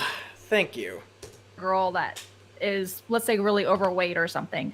Like, I don't understand this, like, having to make it character. Hell, for that, like, that could be motivation for wanting to get skinny, to look like your favorite video game character. If you're a fat chick, and you might look at someone like Lara Croft, and it's like, hey, if I want to look good like her, I should lose the fucking weight. Quite a few video game characters and anime characters have been a big inspiration for my fitness journey. So ever since I was like senior year in high school, it was my interest in Dragon Ball that made me take fitness a lot more seriously. And as the years went on, especially in like 2022, that's when I really started taking fitness seriously. Mainly because of characters like Guts. Like, I need to see myself exactly in the character in order to relate, or I don't know. It's bizarre to me. Like, I mean, granted, I played Fable 2 and I slept in a house and I became ugly for the rest of the game and I was pissed. I didn't want to play the game anymore. So, like, I mean, I want to be able to, I want to play a character that looks good. I mean, I don't really understand this. Like, why would you want, and I wouldn't care so much if you had a whole bunch of customizations and if you wanted to make your person look ugly, fine. But like, can we have some pretty options too? It's nope, can't have pretty options. Otherwise, BlackRock will take out the funding. Like, there's a reason why game developers intentionally are making these characters look ugly. And it largely has to do with that sweet, sweet ESG money, which is very slowly starting to get out of fashion. But then again, you have Microsoft buying up these companies, and they're still kind of doing BlackRock's dirty work. It's bizarre, but yeah, to answer your question earlier, do you see it elsewhere? In the realm of I gaming. do see it elsewhere, just in society. I mean, I have teenagers, and I go pick them up from high school, and I'm like, what are these girls wearing now? Like, I feel like such an old person saying that, but it is like the fashion is terrible. It's so terrible, and I don't understand it. I mean, and the thing that is, it's like it's hard to like find something in the middle. It's either you find girls that wear like next to nothing, or you find like wearing like sacks or something. It's just like where is the happy medium now? But that's the question that's for everything. BlackRock took that away from us. We can't have characters that, and even for the more quote-unquote realistic-looking characters, they're not ugly. I mean, they're just not as attractive as the main characters, because the point of the main character being attractive is that it actually gets people talking about the character, and therefore the game. There have been other games that did this a lot better than Stellar Blade. Bayonetta, Devil May Cry. Just to name a few. But it's like, when I start talking about Dante, for the most part, I also talk about how great Devil May Cry is. Everything, it's hard to find happy mediums in anything these days, I think. I think if they had gone in and given you the option of like either or character. Like, you could play as a really ugly chick or a really hot chick, but at least both options are there for whoever wants to play it. Then whatever. But I also think, too, what Des is saying about the girls in schools, I think it's because the parents are absent and have no time to actually parent their kids anymore. Yep. In terms of that, I mean, it's a bit of a tangent, but I agree. And the reason why parents aren't exactly in the home is because, you let the other half of the population, enter the workforce. There's consequences to that political decision that the boomers made. It's almost like, in general, this whole lesson about video games and as to why and just entertainment as a whole is becoming so woke and insufferable to consume, watch, play, whatever, it largely does boil down to the boomers' political decisions. And the fact that a lot of these companies are ran by boomers. Like, think about it for just a second. Like, I know, we all make fun of boomers, but the boomers aren't the ones who are the intolerable people. The boomers gave the green light on so much degeneracy that has happened and still is happening in society. And once again, the boomers are diehard feminists and are running these companies. Think about it. Remember the sexual revolution? A lot of those boomers participated in that. And guess what their political leanings were? And so that's why these girls are just walking around half-ass naked. That's a lot of that's people. what society expects. It's a lot of people because everyone has to work so much now. Mm-hmm. Sad. Yeah. Right. That's what they wanted. Inflation. You know what I was thinking earlier when you talked about the they/them on Quidditch too being the 1st thing? If you were a they/them, I would think that you'd want to just create a guy profile and a girl profile and like have two, right? Well, here's the thing about that Am game I just also. They literally say witches and wizards. They categorize it, witches and wizards. So it's like, well, you can't really be a they/them if you're a witch or a wizard. Right. Right. So, I don't know. And even then, the whole non-binary thing is just all bullshit. It's literally just a way for uninteresting people to get attention and validation on social media. You're still your sex at the end of the day. You're either a man or a woman. No change in that. Something you can't change. No matter how many surgeries you get, how many synthetic hormones you get. Nothing can change that. Just the hypocrisy is outstanding. It's like, what are you guys doing? Well, it's just like not even like the hypocrisy. I'm trying to get the mind of people who feel that way. And I feel like if I felt like I was a girl one day and a guy another day, then I would probably just want to create two different profiles and live out a wizard journey and a witch. But my progression. That's what those faggots will say. It's my progression. But it's like, well, sorry if you feel like a girl one day and a guy another day, sucks to be you. Sucks for you to suffer. Sucks for you to be being something that you're not being your authentic self. Journey. Like, I mean, what is the they then? Like, what is the benefit? And I literally don't get it. I just don't understand it. Maybe I'm just dumb. I don't know, but it doesn't make sense. Speaking of the Fable 4 girl, you had her in your list, Labs. Yeah. Now they did update her a little bit initially. So this is what she looks like now, by the way. So still ugly. I don't really see a huge improvement. It's a small improvement, but it's not good enough. Got some big old bushy eyebrows. That's something I would know. Those eyebrows are that of a man's.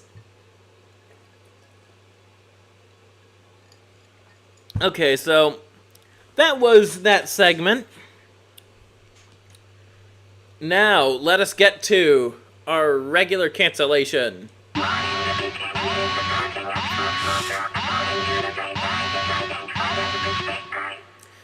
And Butsu Tekai is right, because we have quite the big boss enemy, and that is esports.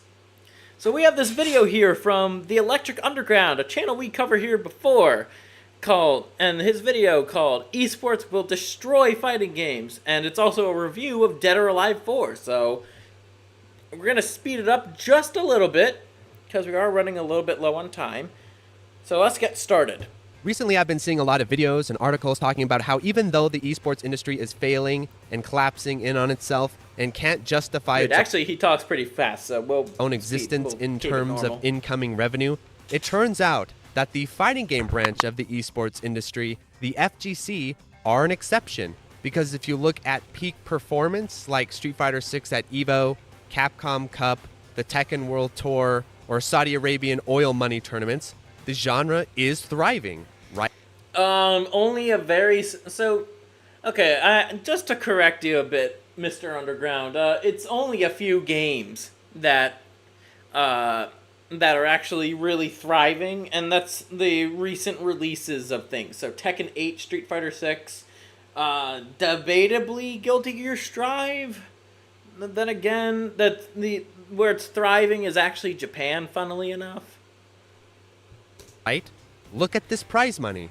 Look at that revenue. The future is bright. What could go wrong? Well, this sort of talk reminds me of how people must have discussed the growth of the stock market right before the crash of the 1920s, or how genius of an idea it was to use hydrogen to fly the Hindenburg, because hydrogen is the lightest element after all. But underneath the glitz and glamour of esports broadcasts and press releases and the sales of the top earners, there are a lot of genuine concerns for the fighting game genre that are not reflected by how... Honestly, the Hindenburg is probably a very accurate description as to what esports and the FGC in general are. That's what's happening to it, albeit much slower than a Zeppelin being immolated. But it's pretty accurate, and we'll see why. We'll see why that is. How many tournament entrances EVO gets every year. For example, look at what has happened to the middle-class fighting game, the non-esports fighting game. Where is it, first of all? When was the last time you saw a new fighting game franchise emerge? And when I say emerge, I don't mean from the depths of the internet like Melty Blood. I mean from an established studio that is interested in stepping into the genre as a smart business decision. I'm no economist, but I believe that one of the biggest signs of economic health is the idea of upward mobility. Can an emerging studio make money entering into the fighting game genre? And how often does this happen? And as excited as... He is right in that, upward mobility is more than just like the individual thing. It's also like a company thing too, upward growth. We all are for the sales of Tekken 7, it seems that we've forgotten about the demolition of its peers like Soul Calibur, Virtua Fighter, and of course, Dead or Alive, a favorite franchise of mine that I'll be discussing in depth here very shortly. But I bring up the idea of esports because it has certainly become the new paradigm in which fighting games are created, discussed, and played. But in my opinion, despite all the and this also has a consequence when it comes to balancing too. I mentioned it earlier in an earlier segment about, during the PC gaming show part. But the fact that there is a league's difference between, just online play and then professional play. Hell, I'd say, not even local tournament play, but, because I'd lump that in casual play too. Or, not anything major. But in terms of the pro scene, that's like the Evos and such, and the way that a pro wants the game to be balanced compared to the average player, it's quite staggering. And then someone like me would get told, no, you're just wrong, by some fucking pro player who probably doesn't even really know what they're talking about. Warm and fuzzy talk around the success of esports, If this paradigm continues to be the primary way in which fighting games are designed and consumed, I think this genre is going to collapse underneath its own weight. Because let's start off by talking about how competitive environments work in the first place. Let's take the example of 3 similar games like Soul Calibur, Tekken, and Virtua Fighter. Let's say you have these 3 similar games and you present them to a player base. And let's say you have the player base engage with these 3 different games in a competitive format. It's not going to be the case that the player base is going to divide equally across these 3 games. What is going to happen is a phenomenon that I like to call player snowballing, which is basically one. I mean, that is pretty funny that Namco both developed Tekken and Soul Calibur. Of these games is eventually going to get the edge over its peers one way or another. Maybe it appeals to a certain casual demographic better. Maybe it appeals to other demographics better. Whatever it is, one of these games is going to get an edge. And when the game gets an edge, what's going to happen is that players competing in the other games are going to look over. They're going to see, in this case, Tekken and say, hey, Tekken isn't that different from Virtua Fighter, or Tekken isn't that different from Soul Calibur, and I want to be in the most relevant, thriving competitive scene, so I'm going to start playing Tekken. And as more and more people slowly start to do this, it drains away the player bases of the other similar games to the point where now you show up to a tournament, you've got 8 people. Oh, crap. Hold on. 1 second. Nope.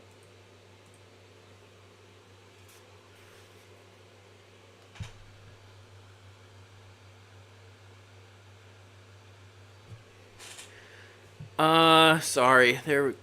They're playing Dead or Alive. Okay. You got 8 We're people back. there playing Soul Calibur, and you've got 500 people there playing Tekken. Of course, the people playing those smaller games are going to have to eventually just go ahead and move over to Tekken if they want something competitive. Because in a competitive environment, the game with the most competition is the most valuable, not the game with the best overall game design or the best combat design even. It doesn't matter if you are the best Virtua Fighter player in all of the United States if there are only 15 other Virtua Fighter players in the United States, even though in my opinion, Virtua Fighter is a much deeper, more well-developed combat system than Tekken. It is still much more impressive as a competitor to be the North American reigning champion of Tekken because the amount of competition is higher. The tone of that competition is more intense and the stakes mean a lot more. It means more to win a tournament with a bunch of prize money and potential sponsorships or whatever, some sort of career at the end of it, than it is to win a tournament of maybe a more complex, difficult game, but against a guy where no one cares, no one's watching. So this is the big problem with the esports model when it comes to game design, when it comes to the overall. And sorry to interrupt his point, but to an extent, the quote unquote pros of Guilty Gear, it's like they did dumb down they were a reason why Strive was dumbed down a little bit. Not completely, but I'm still like I really hope they bring back insta kills. I really hope they do that. There's the voice line for the announcer. There's so much that is actually being teased for insta kills, but it's only a matter of time. Probably like 2 or 3 more months before season 4 gets revealed and the introductory and the character that introduces the season. I predict it's going to be Dizzy, and because Dizzy has such an iconic insta-kill from Xrd, it's, who knows, that insta-kills might make a return. I really hope they do. I really fucking hope they do, because they even got all the other voice actors to record lines for, whenever Slayer kicks their ass. So there's a good chance that insta-kills could come back. Health of fighting games, because if you only care about Street Fighter, if you only care about Tekken, I still think there are problems, but I'll leave that for another video. But if you are anything underneath the top esports games, trying to follow along in this model is not only a waste of time. Also, keep in mind about how many normies actually play, like, Street Fighter and Tekken. Like, the vast amount of normies, you know, eventually, if they are involved in the scene for long enough, that I don't think they're going to be normies anymore. But what happened with Strive is, like, you know, it had an explosive launch, but now, you know, the game's not dead by any stretch of the imagination, but, you know, certainly could have a few more players. That's just my opinion. But because, you know, Guilty Gear itself is just a niche series, it does kind of suffer that fate. But when it comes to, like, Street Fighter or Tekken, most normies, like, it's like, if they want to get past the learning curve and not just give up as soon as they lose a match, it's like, you know, they're probably going to have to stick with it for a while. That's something normies typically don't do, is follow a learning curve. Space Marine 2 looks great. Co-op mode, unlockable cosmetics, and balanced PvP. Interesting. I will be following the development on that, because I know that game's coming out very soon. I hope it doesn't get delayed anymore. I think it is actually detrimental to your overall game design, and I think this is where something like Dead or Alive 6 went really, really wrong. Dead or Alive 6, the idea was, hey, we're going to try to fit in Dead or Alive into this esports model by, one, kind of cleaning up the sexual presentation of the game, cutting away at that audience. But that's what makes Dead or Alive Dead or Alive, is its gratuitous sexualization of both its not just its female characters, but also its male characters too. And also, like, tightening up the mechanics and then adding in trendy stuff that other people use, like meters and everything. Like, we're trying to make Dead or Alive feel and play more like Tekken and more like the other games out there. And you know what ended up happening? The worst of all outcomes, which is that Dead or Alive 6 doesn't appeal to the core strengths of the franchise, nor does it have the potential or even interest to become a major esport. So it was a game made for everyone that ended up being for no one. We're seeing this trend over and over with Team Ninja. They also made this issue apology for sexual content. I mean, goddamn, Evo itself is a fucking shithole. I don't know why it's held in such high regard. For no one. We're seeing this trend over and over with Team Ninja. They also made this mistake with the Rise of Ronin. But I want to counterpoint this mistake with what I think is the strongest entry into the Dead or Alive franchise, which is Dead or Alive 4. And ironically, I think that most fighting games coming out now, rather than trying to copy Tekken 7, or rather than trying to copy Street Fighter 6 and all of these competitive esport fighters, if you are making an average fighting game for the average fighting game audience, you could say the casual audience even, the game that you should be looking at for guidance and for really good ideas. Something else too, not everybody cares about, like, Evo. I don't really give a shit about Evo. I know, you know, as much as I love Strive, I couldn't care less about Evo. Because I think a lot of those guys, you know, they kind of, I don't think they're all that great when it comes to learning rollback and shit. Rollback netcode. Is Dead or Alive 4, and here are the reasons why. First off, Dead or Alive is a deeply misunderstood franchise, and it has been for a very long time now. It is actually interesting if you follow along with the reviews of these games. The internet cannot get over jiggle physics. That's fair. I mean, I don't necessarily care much about jiggle physics. I like them. I don't mind. I mean, I like them to an extent. I'm not like awooga over them. I'm just like, okay, that's a nice little treat for me. But I guess, you know, once again, Coomers, they ruin everything. Games over the franchise. You'll notice that in the arcade era of fighting games, so basically up until Dead or Alive 4, the games were actually treated with a Booba. lot more respect and reverence among mainstream casual game reviewers. But it is interesting that after Dead or Alive 5 onward, sort of the rise of the esports era of fighting games, Dead or Alive was considered more and more of a laughing stock. And I don't think that is a coincidence, because basically the whole concept thanks and to the idea volleyball for Dead or games. Alive is a fantastic concept in arcade game design and for general game design, but it is not a fantastic concept in the esports model of fighting game design, because basically the Funny thing is, Strive actually does have an arcade machine in Japan, and it is updated with every character that gets added. concept behind Dead or Alive is Itagaki and friends looked at Virtua Fighter with a lot of respect and a lot of understanding and thought, well, we're not going to try to make a fighting game that's deeper than Virtua Fighter.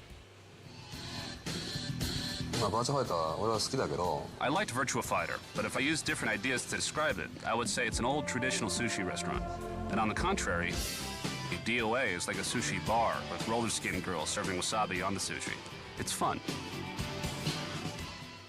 That's not the Team Ninja way. Instead, what we're going to do is we're going to make a fighting game that takes some of the deeper elements away from Virtua Fighter, but in their place brings in a lot of fun and really cool dynamics. So I would never argue that Dead or Alive is ever as deep as something like Virtua Fighter. For the beginner, fighting games were not easy. So that's why when designing Dead or Alive, we tried to simplify such aspects of the game as much as possible.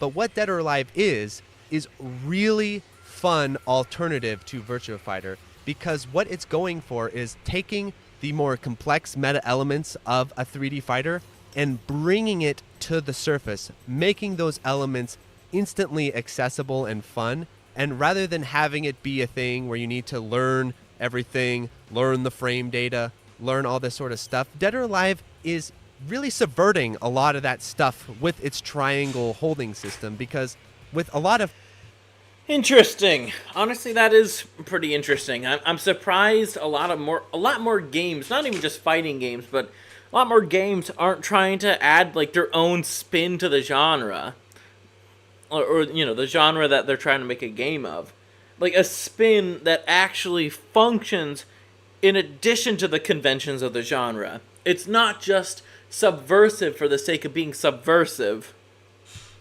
Fighting games, especially modern fighting games now, there's this whole idea of turns where you sit and wait your turn. You get in the corner, you just block and wait your turn. Or in Tekken, they're throwing their string. Yeah, but I mean, that's just a flaw with a lot of modern fighting games in general. It's not just a Strive thing. It's like, oh, you gotta wait your turn. And you're just sitting there blocking, waiting for their string to end. Dead or Alive is like, that's kind of boring. Only very few characters in Strive are actually capable of dealing with breaking one of those strings proper. So props on you, Arxis, for at least thinking about that. That's kind of lame. Let's not do that. Instead, what Dead or Alive does, and it has a lot more polish and depth than people ever want to give it credit for, is Team Ninja thought, you know what?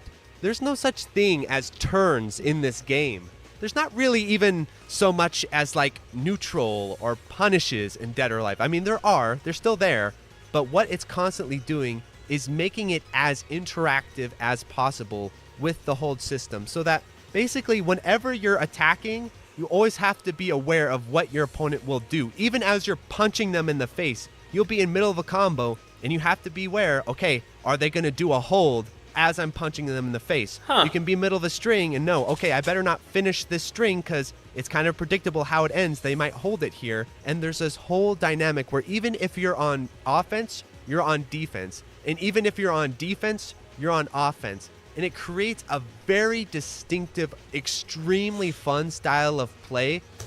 And something like this could just not exist in a esports setting, because pros would complain that, you know, oh, my frame data of the holds and just a bunch of other bullshit. And it's just like, just have fun. Just have fun with the game.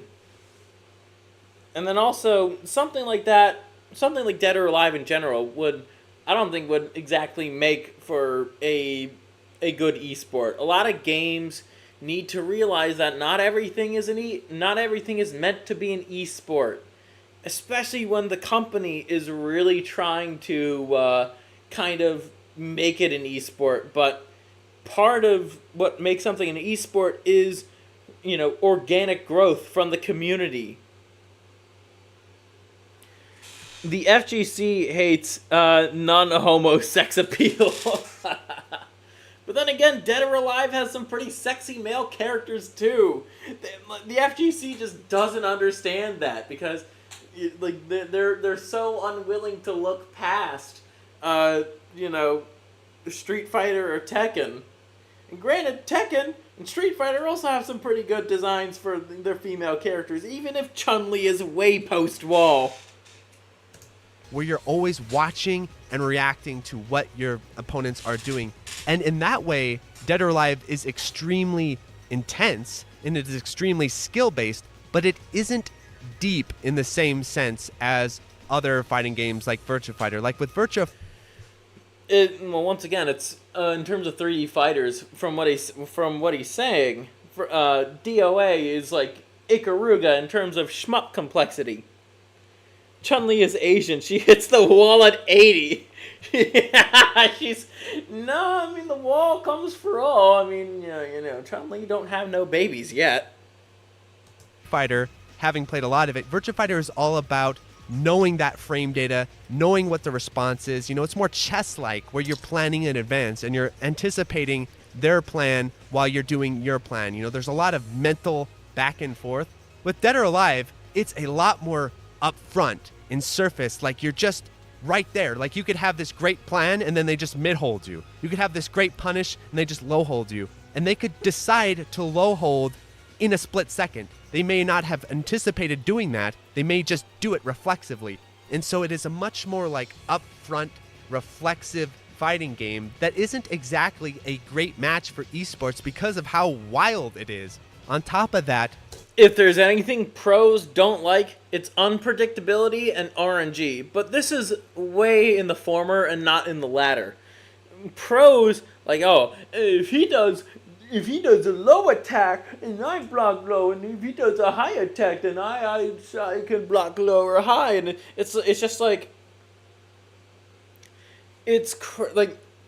don't know.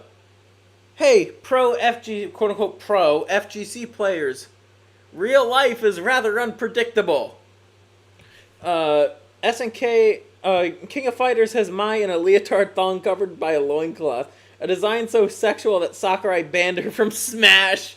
No way is anyone from Dead or Alive going to be in Smash anytime soon. Smash is for good boys and girls. The balancing sort of overall philosophy of Dead or Alive is basically, is this cool? Is this awesome? Not, is this competitively viable? Like Dead or Alive 4 and a lot of the Dead or Alive games, but especially 4 was kind of the last time we ever got this. They would put things in the game that a chick in not an a good America idea bra for a tournament competitive game. Like, hey, let's have cars run people over in the stage, or let's have it where if you knock them down a staircase. That's RNG. That's not fair. It's RNG, and that's not fun and competitive. Because my sense of fun is so damaged because I expect everything to have no RNG. No, can't be sacky. No, the car hitting me was sacky. Even though it's what's wrong? Look, I understand. If you want to turn off the stage hazards, go ahead. But at the same time, some stage hazards can actually add some charm to a stage. As much as I prefer not to deal with stage hazards in Smash Bros., some of them are actually pretty fun. Admittedly, some of them are actually pretty fun. It takes a fourth of their... The car does not adhere to my 3H69B combo, Chud. Hold on, I'll be right back. Just give me a second, okay? We'll get back to the video.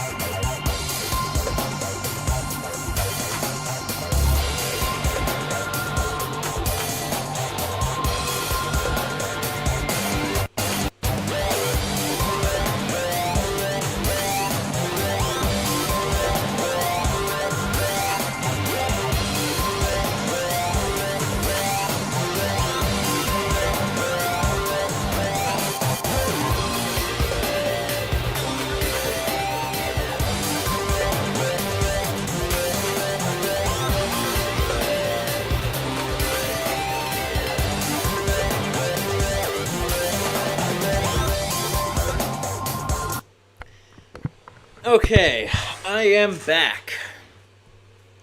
Let's get back to the video here. Or health bar, or if you throw them down, the floor explodes, or if you get them up against the wall, you can beat them relentlessly. All this sort of stuff.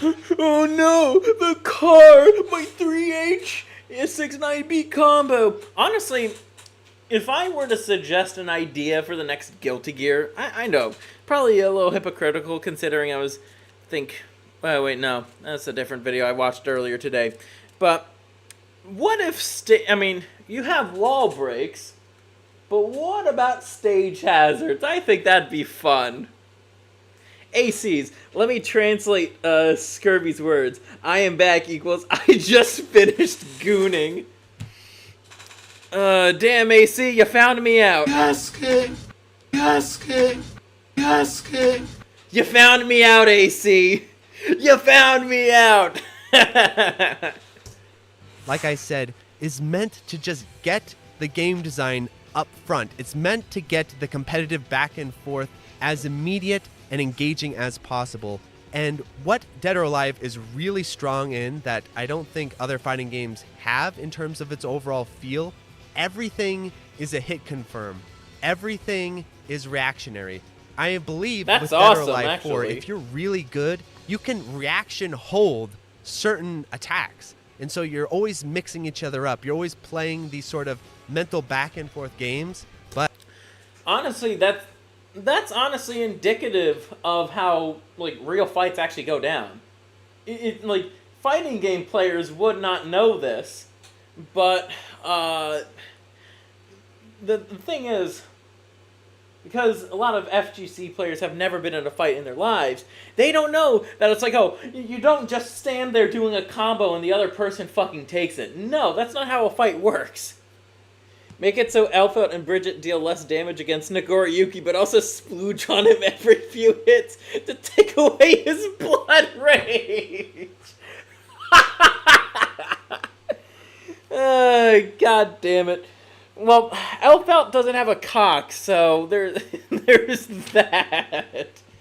If Daisuke ever really wanted to go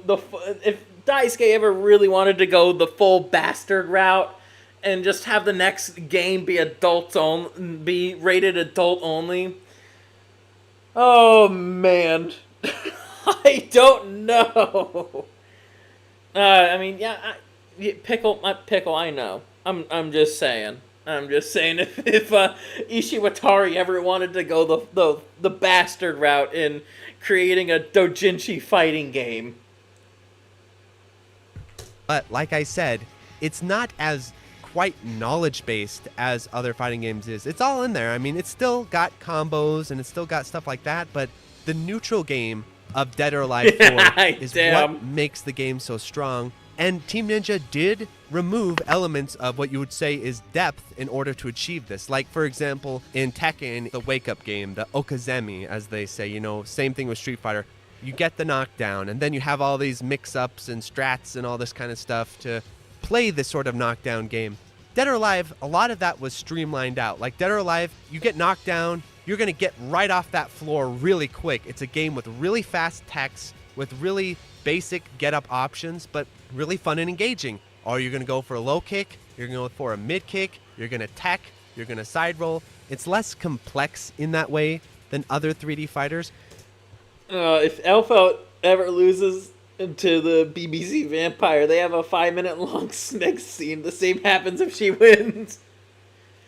Pickle, you know, I'd never thought about it this way before, but what if in the next Guilty Gear game, Elfelt actually gets with Bridget, and they manage to have a big family? Because Bridget is a man, people. Imagine, just if. That would be really funny, too.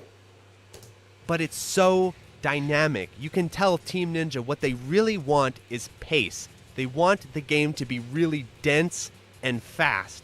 And that is exactly what you get. Dead or Alive is just a dog match of a fighting game, and that's why I love it so much. It's just visceral, constant. The pace of this game is unmatched, and the type of player that I think Dead or Alive is trying to appeal to is that legacy arcade crowd. The guys who play Super Turbo. Is Super Turbo really deep in terms of its mechanics and all that kind of thing?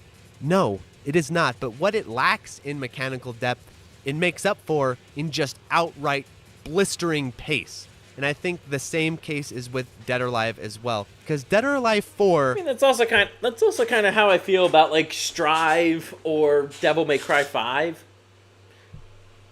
knows it's a video game. It doesn't think it's an esport. It doesn't But yeah, Strive does think it's an esport, but man, they're gonna, I have a feeling they are slowly changing it so that way it's not it's more than just an esport.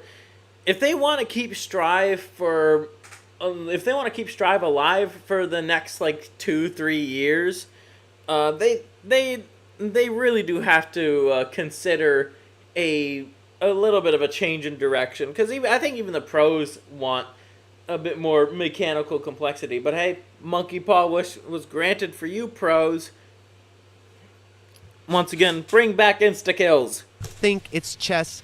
Dead or Alive 4, made by Itagaki and Team Ninja, knows this is a video game. This is a game that's meant to be really engaging and fun and have enough depth there to keep you coming and studying and playing it, but not so much that you need to dedicate your life to it. If you want to dedicate your life to a fighting game, dedicate it to Virtua Fighter. And the thing about this is that in the modern fighting game landscape, everyone acts like, yeah, they're on the search for these deep, intricate games. But if you look at the actual behavior of fighting game players, you'll notice this.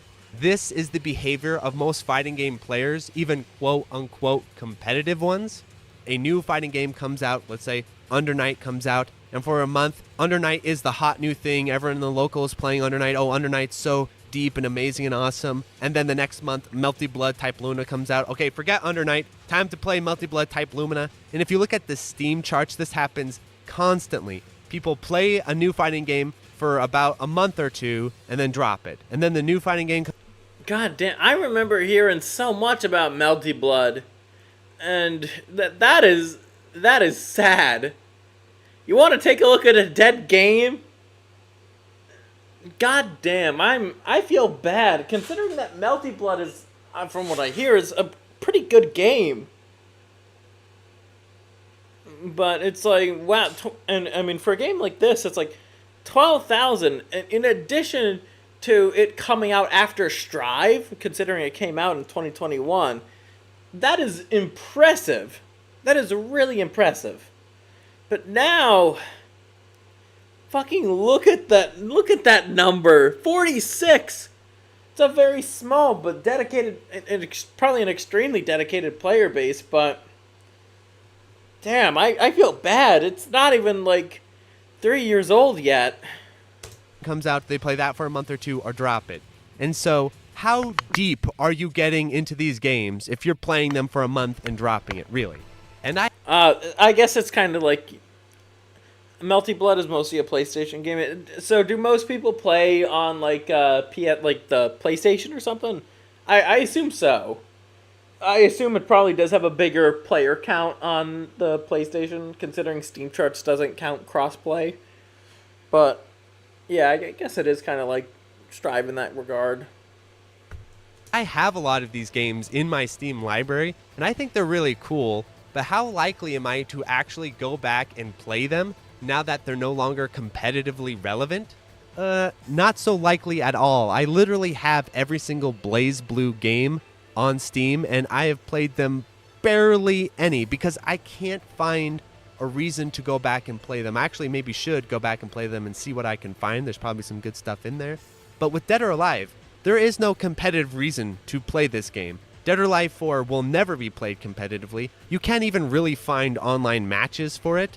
But the game itself, because it was made in that era where net play was a feature, but it wasn't the make or break of your fighting game, Team Ninja sat down and they really polished the other single-player elements of Dead or Alive 4. And this is why, even though you likely can't play Dead or Alive 4 against other people unless you know them or, a small local scene nearby, I still strongly recommend checking this game out, especially because you can get it for probably basically nothing, and playing it, because Team Ninja, let us not forget, are the masters of single-player action game design. They created Ninja Gaiden Black. They created Ninja Gaiden 2. And at the time Dead or Alive 4 came out, they treated this franchise with the same reverence and respect. So when you...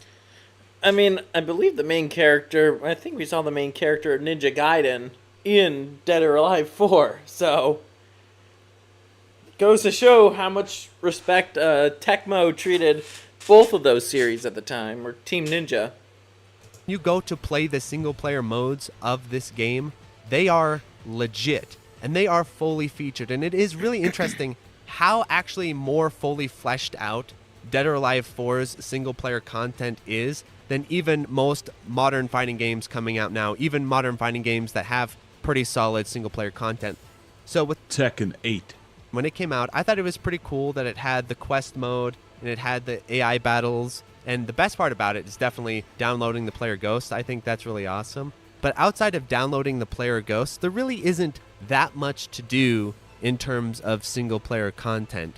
And of course, as with every other freaking Tekken game, the actual game design of the enemy and the enemy AI is complete garbage because it is way too weak and way too easy. And this is across all of the Tekken games except maybe Tekken 4, ironically, because the problem with all the other Tekken games, if you go back and play Tekken Tag Tournament, Tekken Tag Tournament 2, Tekken 5, all of these games do not have well-made AI because the AI does not know the meta of the game. The AI does not know how to Korean backdash and these advanced techniques. So it is a complete joke. Even at the highest difficulty, it is a flailing God baby damn. compared to you because you can abuse Korean backdash and all these advanced techniques that the enemy AI just doesn't understand.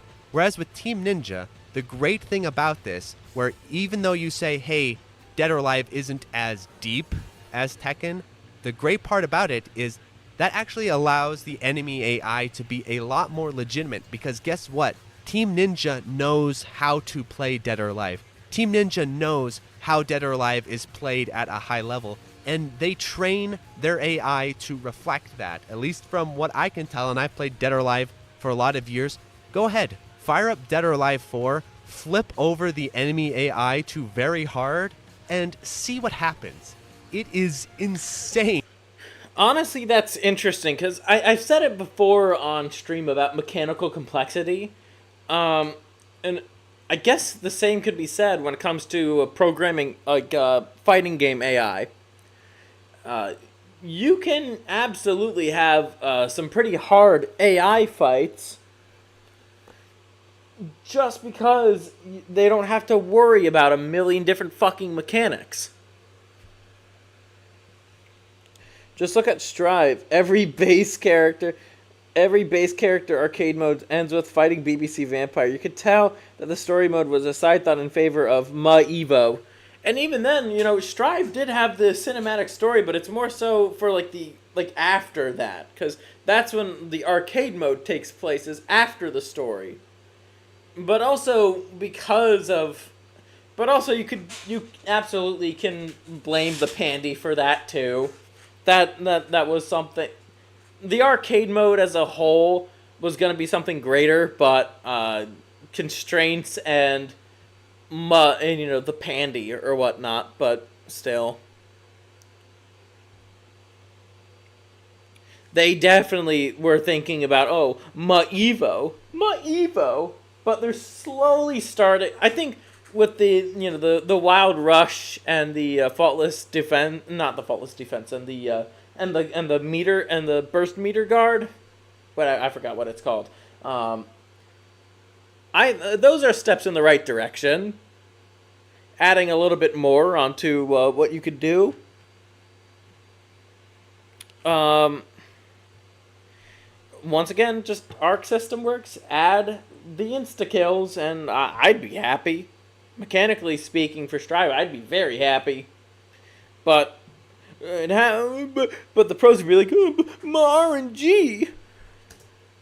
How ruthless and difficult this game's AI is, but not in some bullshit shitty way of like just reading your inputs and that kind of thing. No, Team Ninja aren't doing that. It's not reading your inputs. But Dead or Alive 4 really knows how it's supposed to be played, what the effective strategies and techniques are, and it really knows to bait for them and to watch out for them and how to counter them. And that's the really cool thing about Dead or Alive's game design that no one ever gives it credit for, which is that yes, it is less deep and less mechanically complicated, but the it's so fucking deep. Trade-off of that in Dead or Alive 4 is that the game is now more fleshed out and developed in terms of the enemy AI and in terms of the game design, so that when you sit down and play through the different modes of the game, and we'll talk about those in a second, on high difficulty, it is legitimately very challenging. And that is a definite selling point of the game. This is 360 era Team Ninja. This is Ninja Gaiden 2 era Team Ninja. They are not shy about beating you senseless. And what's really funny is if you go into the difficulty select of Dead or Alive 4, there is no easy difficulty. And normal difficulty is like normally difficult. So you can just go upward from there. This game is uncompromising and really fun. And the other thing about it that's really cool is that Team Ninja know you're going to have to grind out a bunch of matches. And so what it does is it actually, in the game design, accounts for this. Dead or Alive 4 knows, hey, you're going to have to like continually restart the matches over and over and over. So it's like instant restart, right back into the game. Like these small little touches seem like they're not a very big deal, but over time it really adds up to being a strong quality of life feature. Same thing with the character outfits, where infamously, of course, these days Team Ninja charge you for these outfits and they make you either grind or do microtransactions or whatever it is. Whereas in Dead or Alive 4, what these outfits are just a nice little carrot to get you to engage with the gameplay and get you to engage with the arcade mode and get you to engage with... I missed when games did this, but now because, well, game developers realize they can monetize the hell out of everything, it's like, you know, people are more than willing to buy these skins, especially if they show just a tiny bit more skin than they usually do. You could thank the Coomers for that. With the various modes of the game, and none of it is too onerous, and the outfits themselves bring a lot of style and charisma. And then another thing about Dead or Alive 4 that really cements it as my favorite in the franchise is the visual presentation of this game. This, again, 360 era Team Ninja. This is them at peak powers. And what's awesome about Dead or Alive 4 is this game just bleeds style and substance at every corner.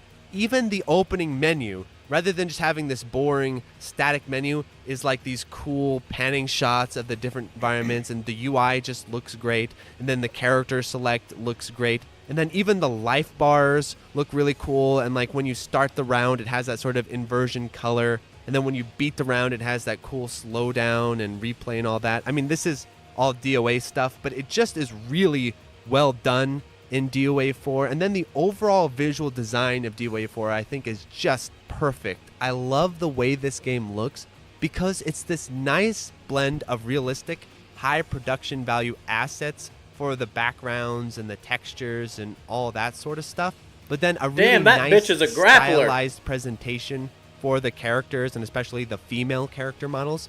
I know that Digital Foundry are not big fans of this doll-like aesthetic for the characters.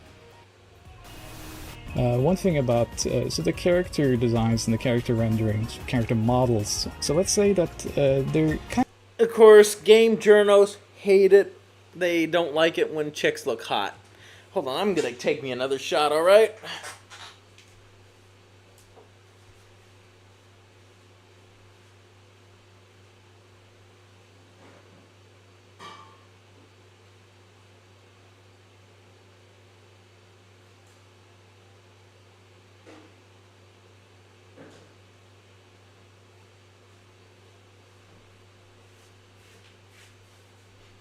of from a bygone era in some ways. If you think of classic like Dead or Alive designs, right? They were kind of action figure-y, kind of dolls basically. But I think it actually... Scurvy, where you go? I'm right back. I just had to get a shot of booze real quick. ages and looks much better over time than even photorealistic looking female characters coming out now, because you can bet over time that uncanny valley effect is going to set in eventually. You can even see it now with Dead or Alive 5. Like, Dead or Alive 5 looks a lot more realistic and all that, but those graphics just look a little bit off by today's standards. Scurvy, did you have to mute the stream to finish? Nah, don't worry, AC. But yeah, honestly, I agree with him. I think Dead or Alive 4 looks more stylized than Dead or Alive 5. That's the thing, too. You could have realistic-looking graphics, but you need to have a style about it, too. As much as I like Devil May Cry 5's visual presentation, I do think the character designs in Devil May Cry 3 and 4 are just a teensy bit better.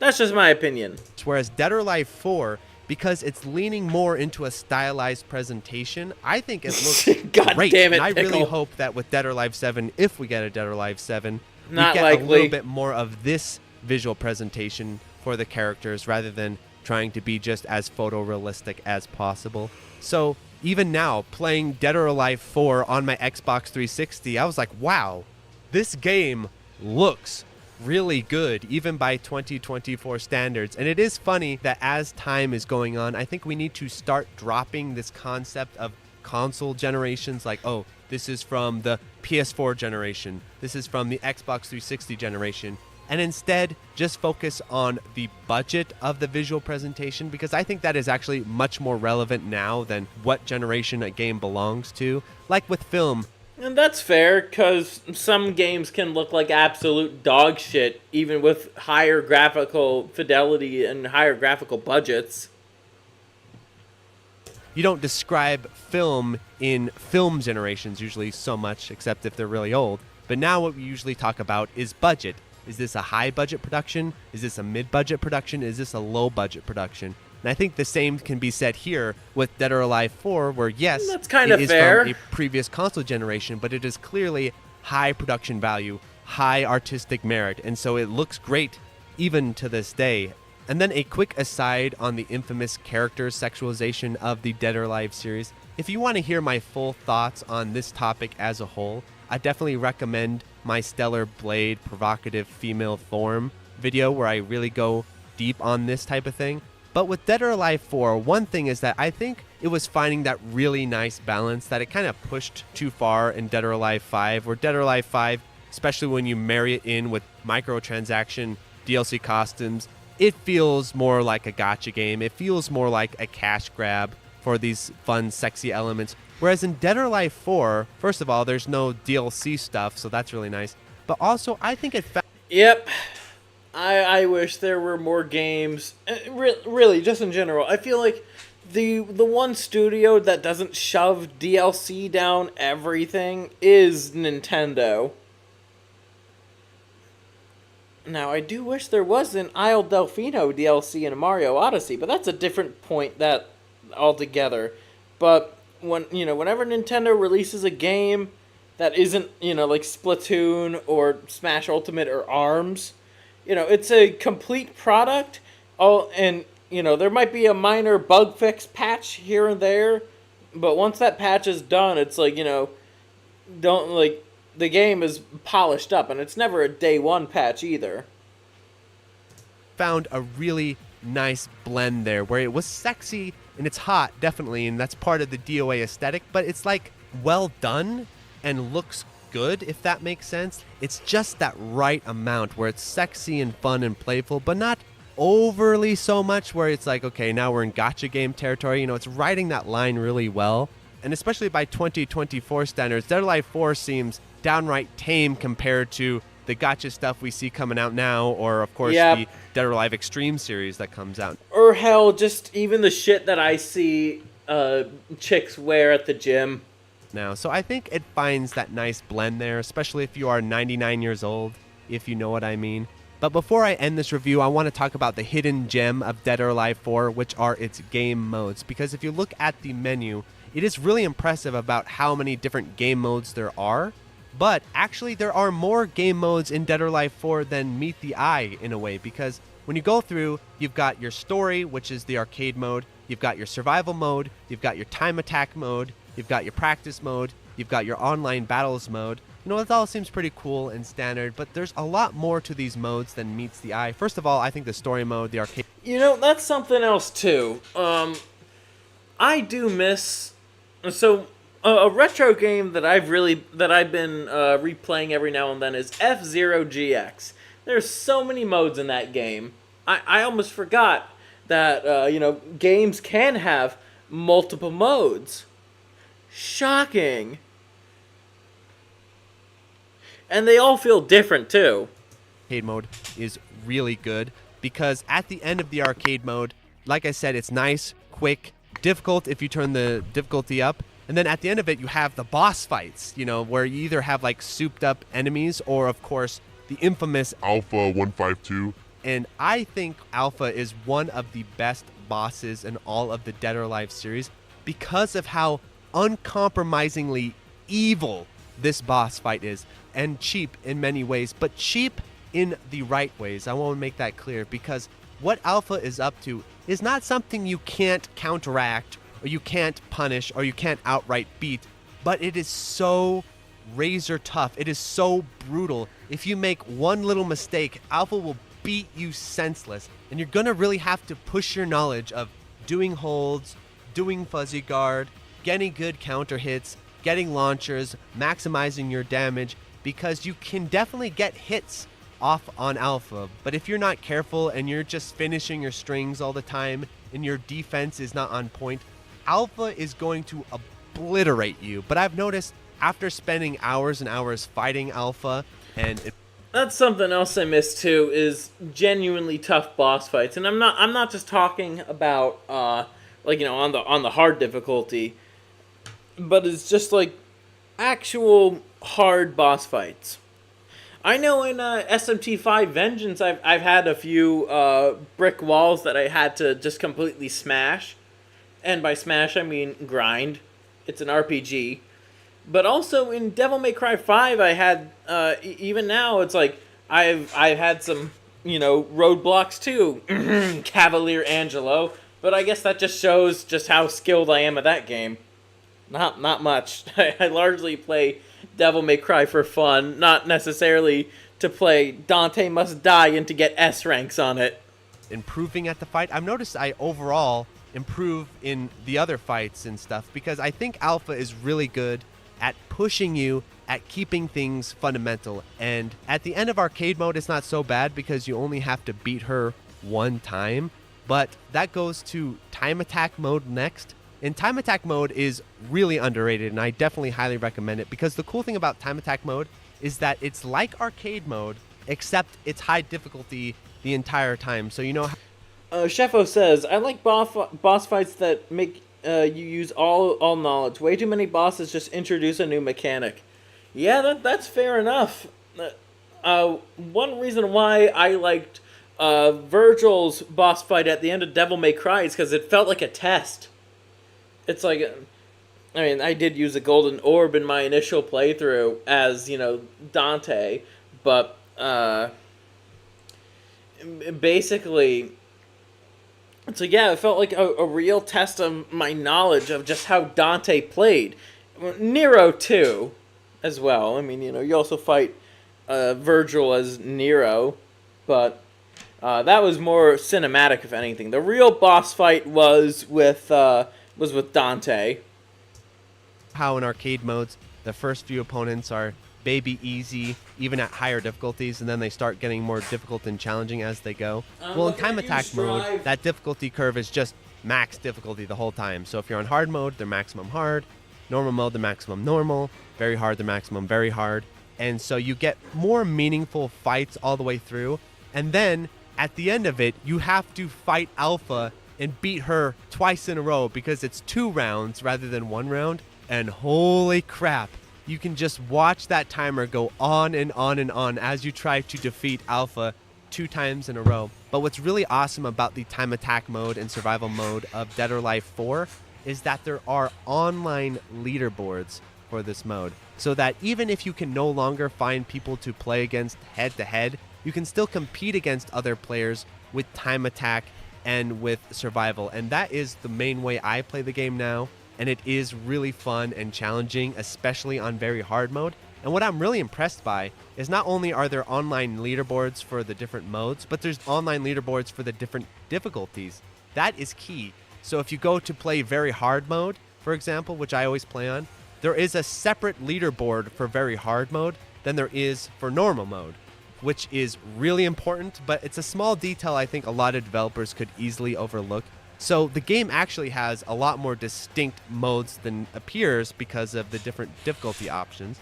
And the same thing with survival, but not only does survival have online leaderboards, it actually has a built-in scoring.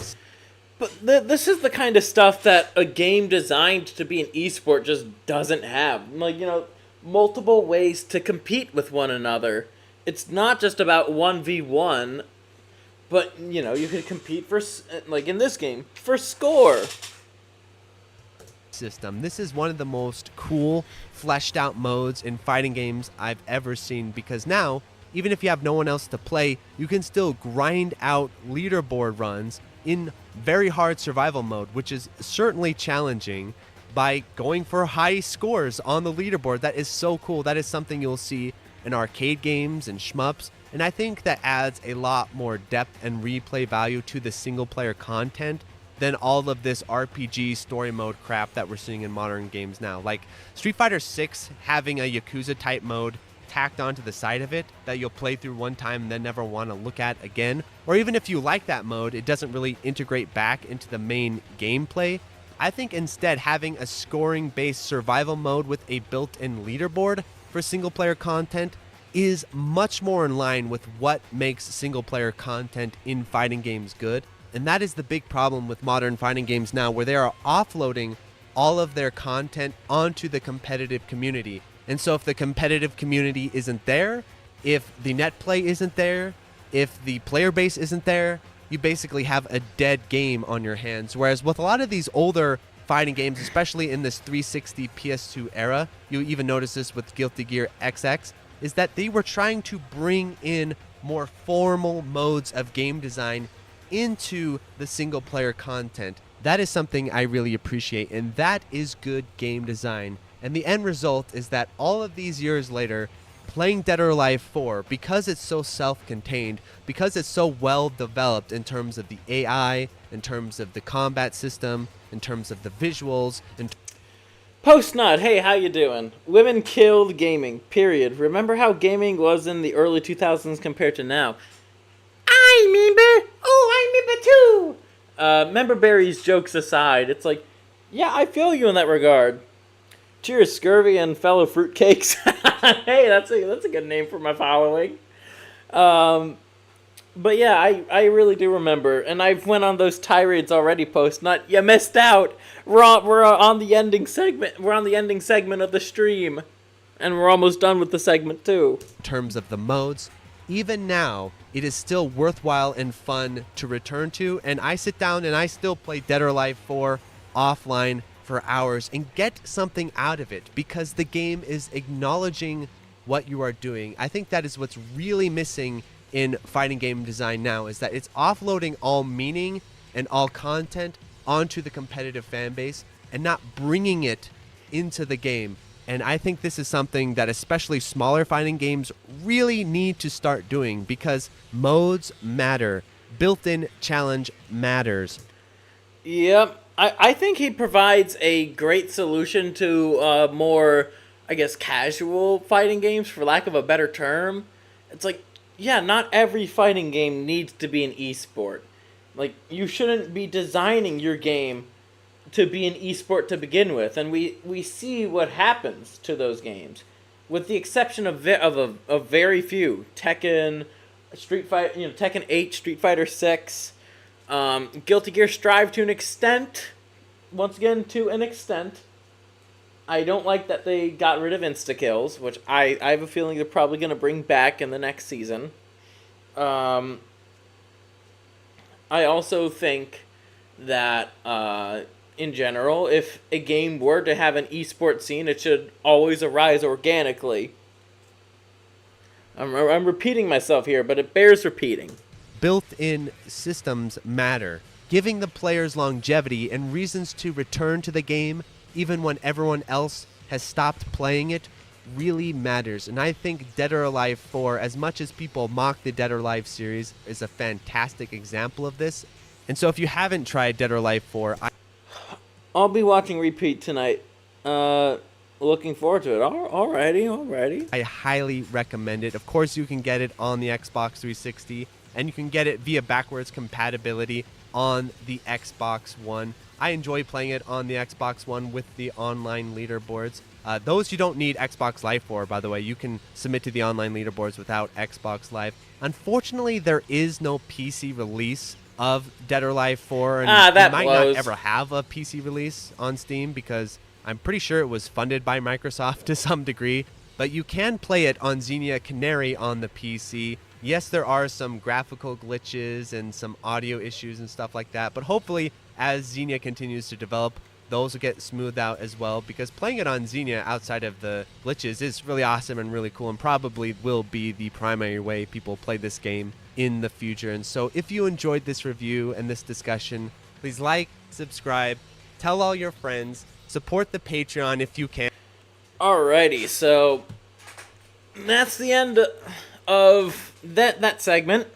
So ultimately, esports as a whole are being canceled because it is dumbing down game design.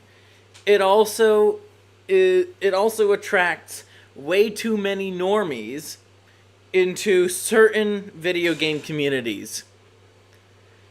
And because of that, more normies means more feminists in game studios, which means less quality products. With all that being said, esports are indeed canceled. And with that being said, let's see. With that being said, thank you guys for watching. I think we're going to continue the after show for like 4 minutes. We're going to end the stream right at 10 o'clock. So it's a nice, well, actually, it's almost been like 4 hours. But yeah, honestly, I think tonight was a pretty interesting stream. The first time ever in ScurvyRum show history, we actually got a string of comments from somebody who disagrees with me, and I respectfully replied back to them. It was an actual, like, dialogue. It wasn't necessarily a debate. It's actually kind of nice. I also refrained from being edgy and not saying faggot for a while. There, I said it again. I hope you people are happy. Not kidding. I would have said it a lot more, but I also wanted to take the discussions, in the videos we're trying to create a bit more seriously this time, compared to some of my other discussions about how gaming is dead. Sheppo says he said it, and Postnut said fagoat. Yep. That's one of my favorite euphemisms. He said the funny word. I didn't say the gamer word, but I did say the funny word. I swear, if I learn that I'm like something percent black, I'm gonna be saying the gamer word on stream because I can. That's the rules. Am I right? That's what the rules are for the pass. Oh man.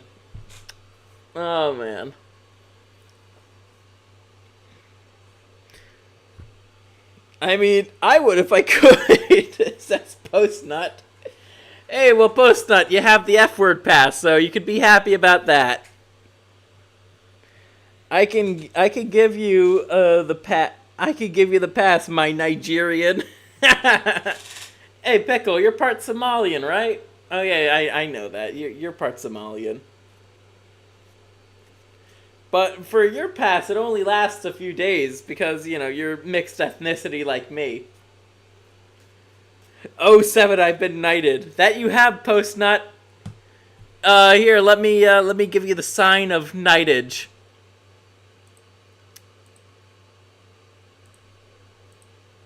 There we go. Type something else. Postnut, you have been knighted.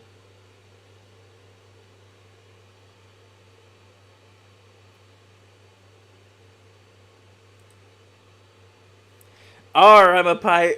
Yeah, there we go. You have been knighted. Anyways, it is 10 o'clock now, so I will catch you guys next Saturday. See you then.